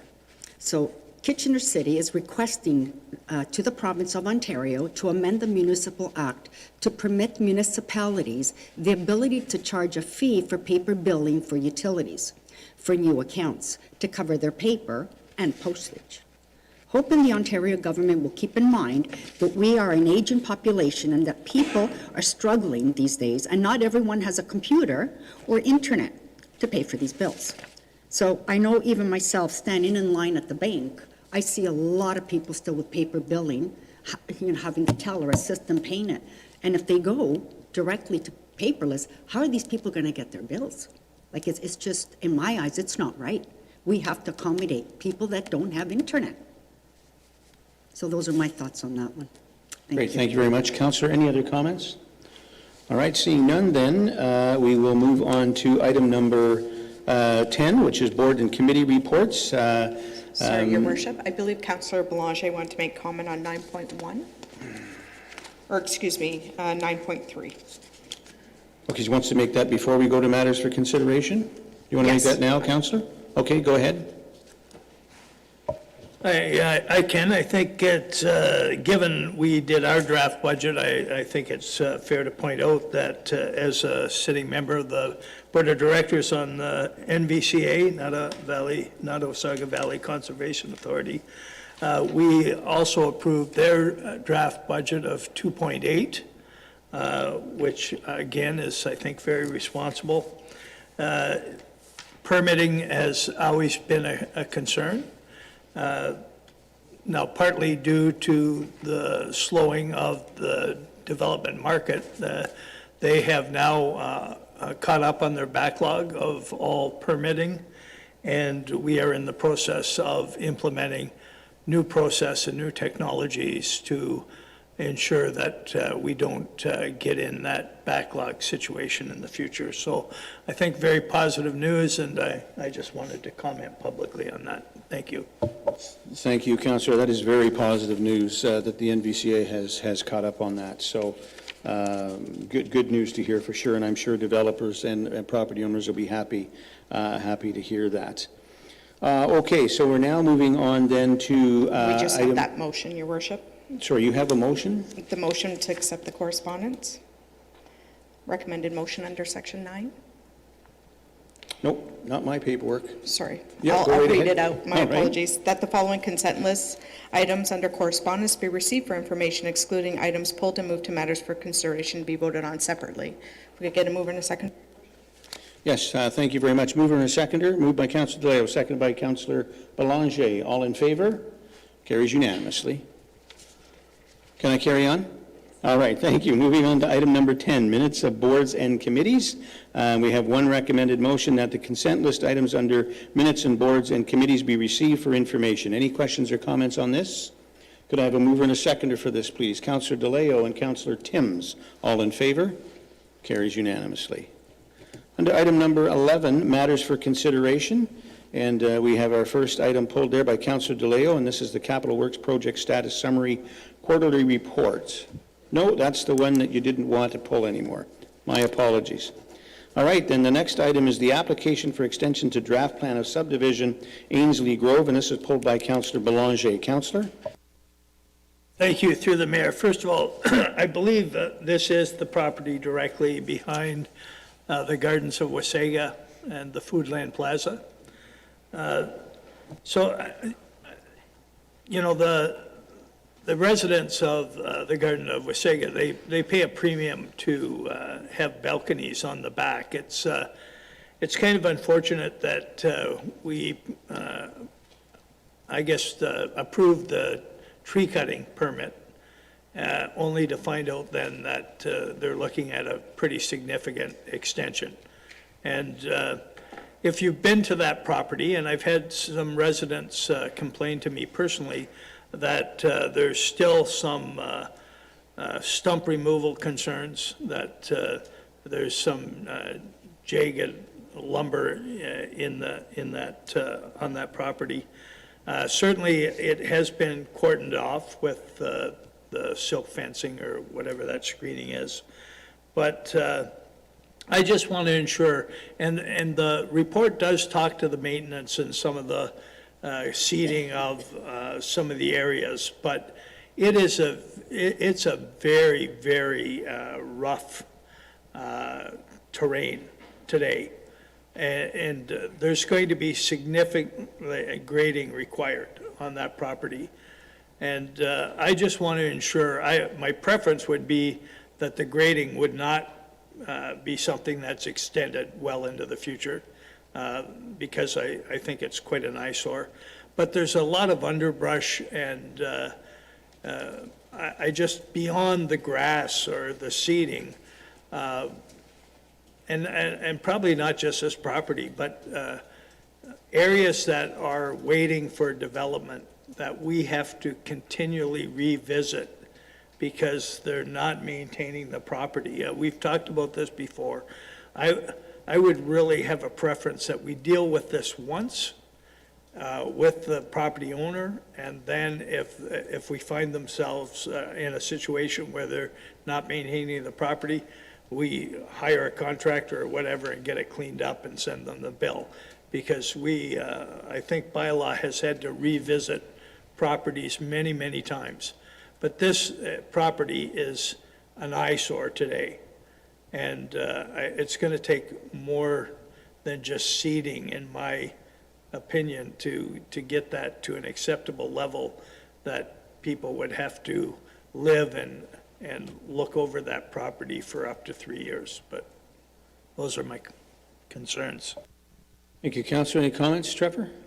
Thank you, through your worship. So the developer and their planner is actually in attendance today, so I assume that they will take your comments to heart on the current level of tidiness on the property. They were issued a tree cutting permit.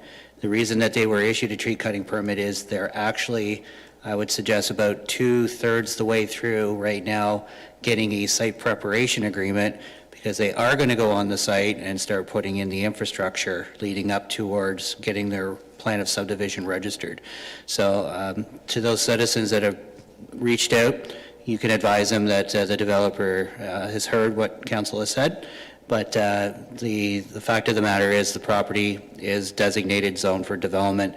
The trees were removed for a purpose. The purpose is the site alteration or the site prep agreement, and that agreement is in its final stages for completion. And I'm certain the developer will be going out there soon, based on these words, to clean up the site if required, and we'll be mobilizing to actually start the actual infrastructure improvements. Thank you to you and the developers that are present. Thank you, Councillor. Any other questions or comments on this? All right, seeing none, we then will, the recommended motion is that the report titled Application for Extension of Approval of the Ainsley Grove Draft Plan of Subdivision PS 00525 to the Council meeting of October 9, 2025 be received, and that Council approve a 3-year extension of draft approval for the Ainsley Grove subdivision, including minor amendments to the associated conditions of the draft plan approval with a lapsing date of October 20th, 2028. Could I have a mover and a seconder for this, please? Moved by Deputy Mayor Snell, second by Councillor White. All in favor? Sorry, recorded vote. Yes, Madam Councillor Clerk. Belanger. In favor. Councillor DeLeo. In favor. Councillor Eagle. In favor. Deputy Mayor Snell. In favor. Councillor Timms. In favor. Councillor White. In favor. Mayor Smith. In favor. Carries unanimously. Thank you. I told you to take me to the end of the term to get used to this recorded vote, and I'm keeping my word. All right, the next item is Township of Clearview letter dated September 23rd, 2025, reopposing the use of Clearview Township's agricultural lands for national defense's other received site. And this is pulled by Councillor DeLeo. Councillor? Through you, Mr. Mayor. Should I read the motion first? Well, you speak can, to it, you and want then to you speak can to it move it. first and let us know what it is you're chatting about, and then if you have a motion, we'll go to that. Great, All right. thank you. Thank you. I am in full support of Clearview's letter opposing the use of valuable agricultural land in Clearview Township for the use of a received site for National Defense's Arctic Over-the-Horizon project from our federal government. So the goal to acquire is 4,000 acres in Clearview. 2 purposes to create a transmit site and a receive site. 2 properties already acquired last fall and in March this year. The plan to proceed with first phase, even though environmental, geotechnical, and archaeology studies are not completed, states that the site must be located in a remote, flat, dry areas. Clearview Township is not remote, and part of the proposed site is in the menacing wetlands, 33 species at risk. This is the 3rd largest wetland in southern Ontario. Land must be flattened, forests cleared, wetlands filled. Agriculture is culturally embedded in Clearview Township with Class 1 agricultural land. Many people deeply concerned about major loss of their property value that they had depended upon for their retirement. Many farmers are devastated by the potential loss of the family farms that have supported several generations and want that legacy to continue. Farmers want to continue their family culture and traditions on these properties. And they want to, so the government wants to install multiple rows of antennas in a grid pattern. Thousands of antennas will be installed. Many speakers that attended Clearview's public meeting held on September the 22nd at the station on the Green challenged the safety of the unspecified levels of electrical magnetic frequency on human, livestock, wildlife, and ecology systems. The panel did not have any specific numbers to share. The panel consisted of several reps from the Department of National Defense, the Canadian Air Force, and other various reps. The panel did not seem knowledgeable about the hazards or how exposure will be monitored and mitigated. Department of National Defense says the radar system will operate in the 3 to 30 megahertz range, which is a high frequency band. The signal strength or amperage was not identified. These systems have the potential to affect cellular function, nervous system activity, and long-term health outcomes. What I also don't understand is, when these lands be considered greenbelt? Anyway, this is a local issue that will impact all of us. Thank you. Thank you, Councillor. Any other questions or comments on this matter? Okay, seeing none, you do have a motion, a notice of motion, I would imagine. No, a motion? For the correspondence. Thank you. Go ahead, Councillor. Thank you, through you, Mr. Mayor. Clearview Township Correspondence opposing use of Clearview Township's agricultural lands for national defense received cite. Whereas the Council of the Township of Clearview, at its meeting held on September 22nd, 2025, passed a resolution opposing the use of valuable agricultural lands within its jurisdiction for the purposes of the Department of National Defense's Arctic Over-the-Horizon Radar, received cite. And whereas the Township of Clearview has expressed support for national defense initiatives while also recognizing the implacable value of agricultural land in ensuring food security, sustaining rural economies, and protecting natural ecosystems. And whereas agricultural lands form a critical part of the region's identity and economy, with Clearview Townships identifying agriculture as its top economic driver and a cornerstone of its commitment to sustainable development, and whereas the preservation of prime agricultural land is essential not only for the benefit of current communities, but also for the well-being and prosperity of future generations. Now, therefore, be it resolved that the Council of the Town of Wasaga Beach hereby supports the Township of Clearview in its opposition in the use of agricultural lands for the Other Received Site project proposed by the Department of National Defense. And further that, Council affirm the importance of preserving agricultural lands and supports efforts to ensure that critical defense infrastructure is located in areas that do not compromise the long-term sustainability of food production, the environment, and rural economies. And further that, a copy of this resolution to be sent to the Minister of National Defense, the Minister of Agriculture and Agri-Food, the Minister of Environment and Climate Change, our MP Terry Dowdle, the Chair of the Standing Senate Committee on Agriculture and Forestry, Keith Curry, President of the Canadian Federation of Agriculture, the Township of Clearview, Nottawasaga Valley Conservation Authority, the Township of Essa, and the Township of Springwater. Thank you. All right, thank you very much, Councillor DeLeo. Any questions or comments on the motion? Councillor White? This is a difficult one. Sorry, to comment on. Sorry, Councillor, I'm just going to back up. We'll get a mover and a seconder first. It's moved by Councillor DeLeo. Can we have a seconder for this? Give it on the floor. Councillor White, go ahead. Thank you, Your Worship. This is a difficult one. I don't really like when other municipalities step into another municipality's personal affairs, as this would appear to be, in my opinion. This is an issue between the Township of Clearview and the federal government. However, Clearview has sent us a letter, and only like us, ESSA, and Springwater, as far as municipalities are concerned, looking for support. So I guess they're reaching out and asking for support on this.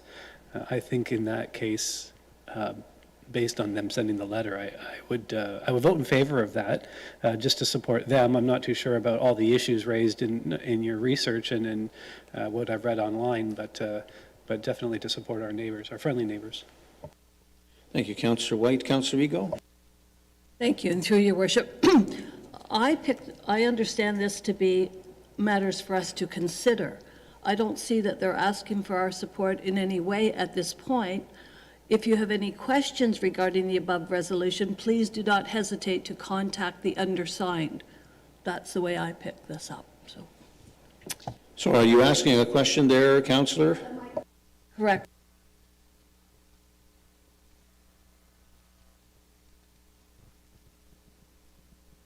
You have questions to contact them. We are just considering their letter. Is that correct?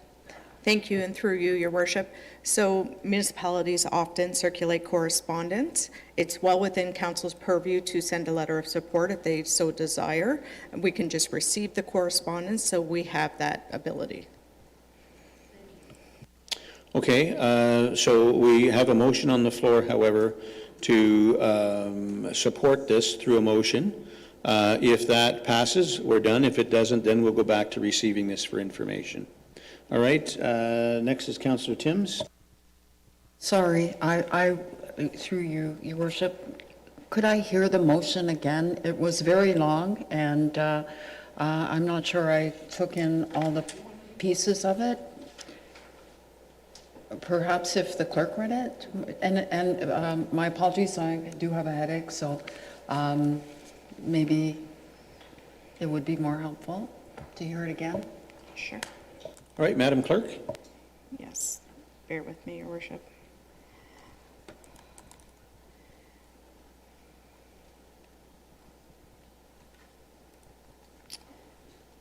Whereas the Council of the Township of Clearview at its meeting of September 22nd, 2025, passed a resolution opposing the use of valuable agricultural lands within its jurisdiction for the purposes of the Department of National Defense Arctic Over-the-Horizon Radar Receive Site.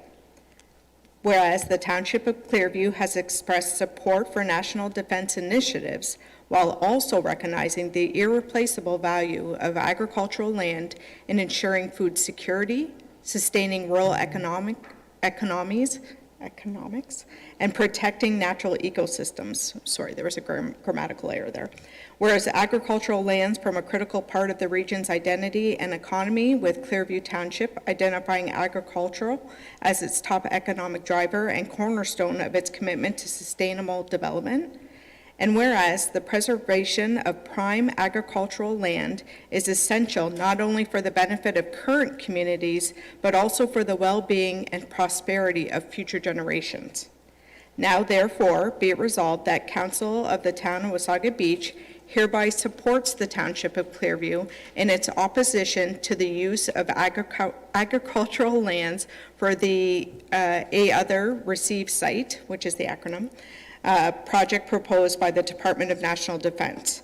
Further, that Council confirms the importance of preserving agricultural lands and supports efforts to ensure that critical defense infrastructure is located in areas that do not compromise the long-term sustainability of food production, the environment, and rural economies. And essentially, this resolution will be forwarded to all the applicable ministers and the Township of Clearview. All right, Councillor Timms, anything further? All right, other questions or comments? Councillor Belanger? Yeah, through the mayor. I don't feel equipped to make a decision on this, given the information we've received. Obviously, Clearview has a concern. They sent a letter. It states a lot of things, but we haven't heard the other side of the equation. I find it a little hard to believe that there's wetlands that are intended to be filled in without NVCA approval. So I have concern, so I think there's a point here, but we're also in a world where we're pretty unstable right now. And I haven't heard the military's side of this, and it's also indicated that they already purchased land. So if they've already purchased land, there's no guarantee that it's going to be used for agricultural purposes anyhow. They own the land. Maybe it can't go forward to this, but I think I would need more information before I would just support this personally. But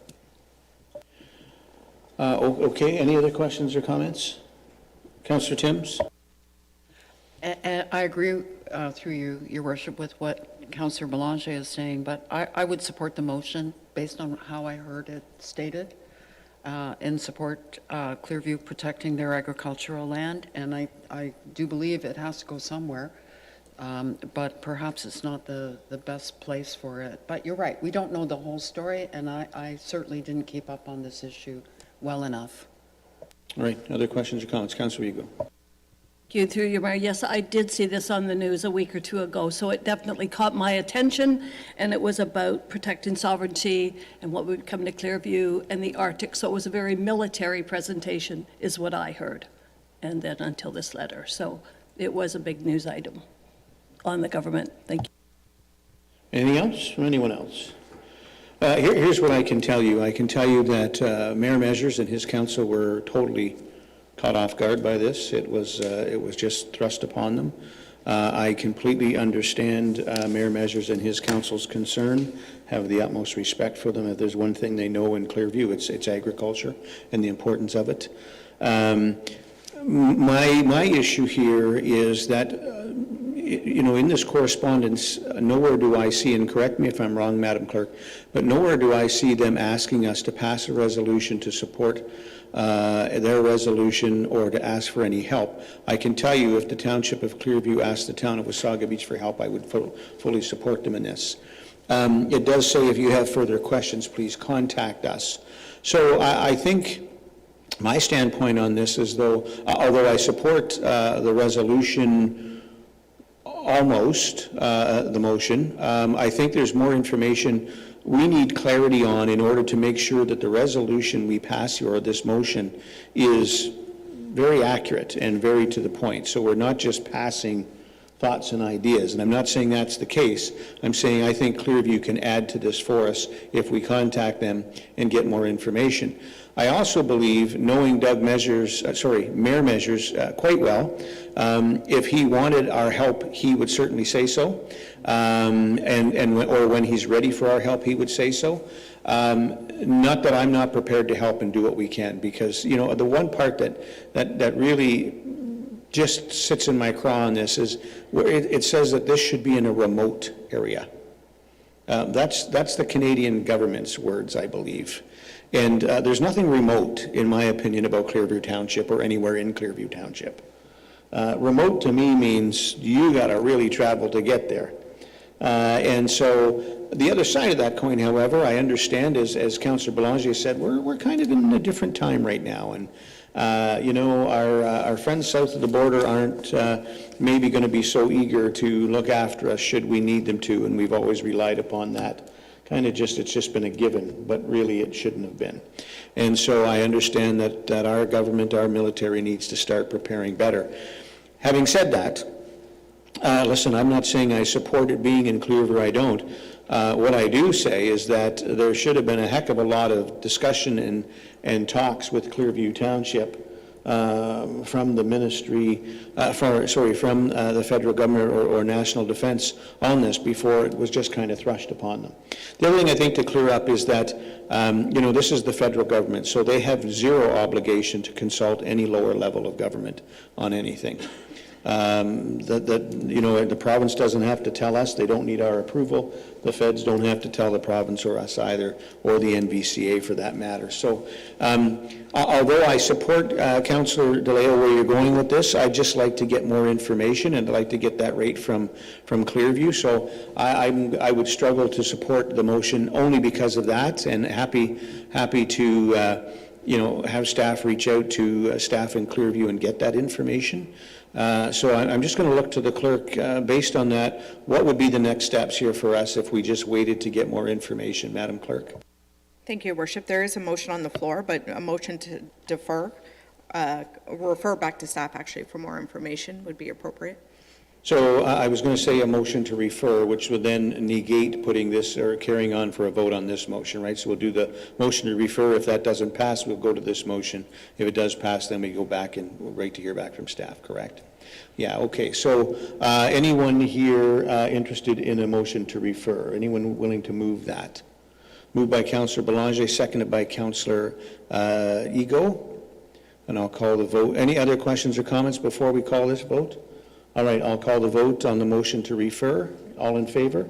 Sorry, Councillor Timms, go ahead. If we refer, how quickly can we get the information? Well, I would think that staff can reach out to Clearview. I'm sure by the next council meeting we can probably get this information. Is that comfortable with that, Madam Clerk? Okay. Councillor Belanger? Can we also say, I don't know if it's just to refer to Clearview.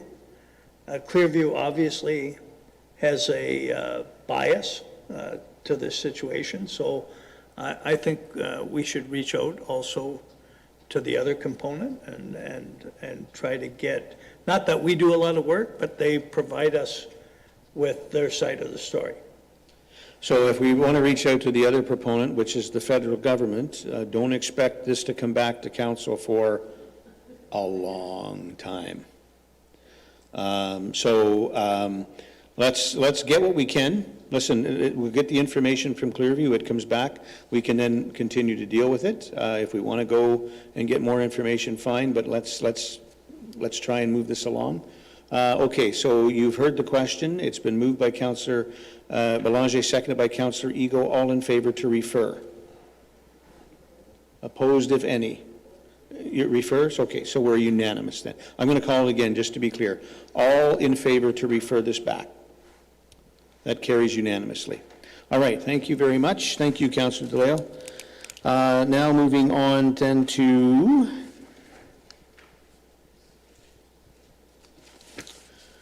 the next item, which is City of Dryden Resolution dated September 22nd, 2025, mandatory water safety and swim to survive training. This was pulled by Deputy Mayor Snell and Councillor DeLeo. Deputy Mayor Snell. Thank you, Your Worship, through you. In reading this letter in regards to, recommendations to support the Ministry of Education, including this in the curriculum, had a conversation with our fire chief in regards to historically the program that we had here in Wasaga Beach for grade 3 and 4 students where they were provided swimming lessons through the organizations and whatnot through our fire department. As with many things in COVID, that program unfortunately is no longer here. So this is something I would absolutely 1,000% support, given our uniqueness in our community, that we have a river running through us from stem to stern, and we're running along the world's longest freshwater beach in the world. So my request is that we do send a letter in support of this motion. Thank you. Thank you, Deputy Mayor Snell. Councillor DeLeo. Thank you, through you, Mr. Mayor. I agree with Deputy Mayor Snell, everything she said. And just, from my experience, I learned to swim in grade 7. It took me 3 months just to learn how to float. It did. And I was a heavy girl back then. But I was grateful for that, because after that, I was swimming in the Mediterranean. It was great. So if the school did not offer it, I would not know how to swim. I was born and raised downtown Toronto. There was really nothing. So I was grateful for that. So that's why I fully support this program, and we should send a letter of support. All right, thank you, Councillor DeLeo. Other further questions or comments on this matter? Councillor Ego. Thank you, and through your worship. Yes, thank you for pulling this. I too, similar to Councillor DeLeo, I could swim, but I went to swimming camps and so forth and learned, but through the system. I had a great chat with the chief yesterday. We ended up emailing back and forth, and I believe he also spoke with Chris for, parks and that on his input on this. So we ended up having some big discussions. We are a unique community. I don't want to take up long, and this I'm just throwing out here for thought, that I thought we are a very unique community in our waterfront and our beaches. So yes, this is personal. For many years, we held at our cottage a day for mothers and children from a shelter, and we brought them to the beach for a day. And that was the most rewarding day I could ever say in our lives. And we had little children that had never been in the water. We had one-on-one families, so we had all the things in place. And within a couple of hours, though, children were putting their faces in the water, blowing bubbles, because they would come to me and say, "We want to swim too." And I would say, "Well, do you know how to put your face in the water? Can you do that?" Didn't know.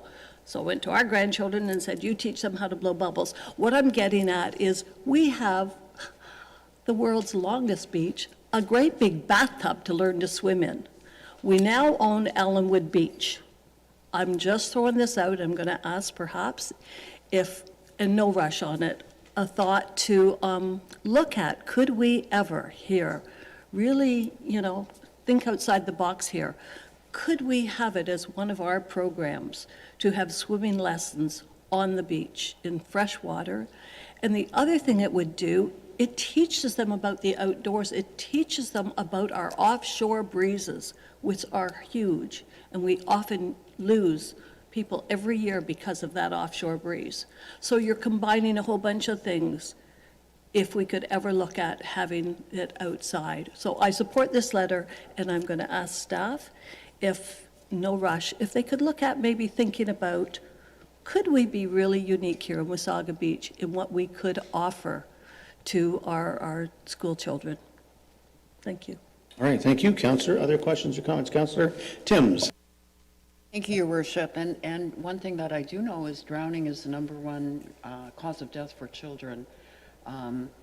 certainly in Ontario, and I think this initiative would really bring the basics of staying safe, and it's certainly a goal for our community, and something that sadly comes up quite often. Probably every year there's a drowning, and I think water safety also, to what Councillor Eagle is saying, goes to the parents.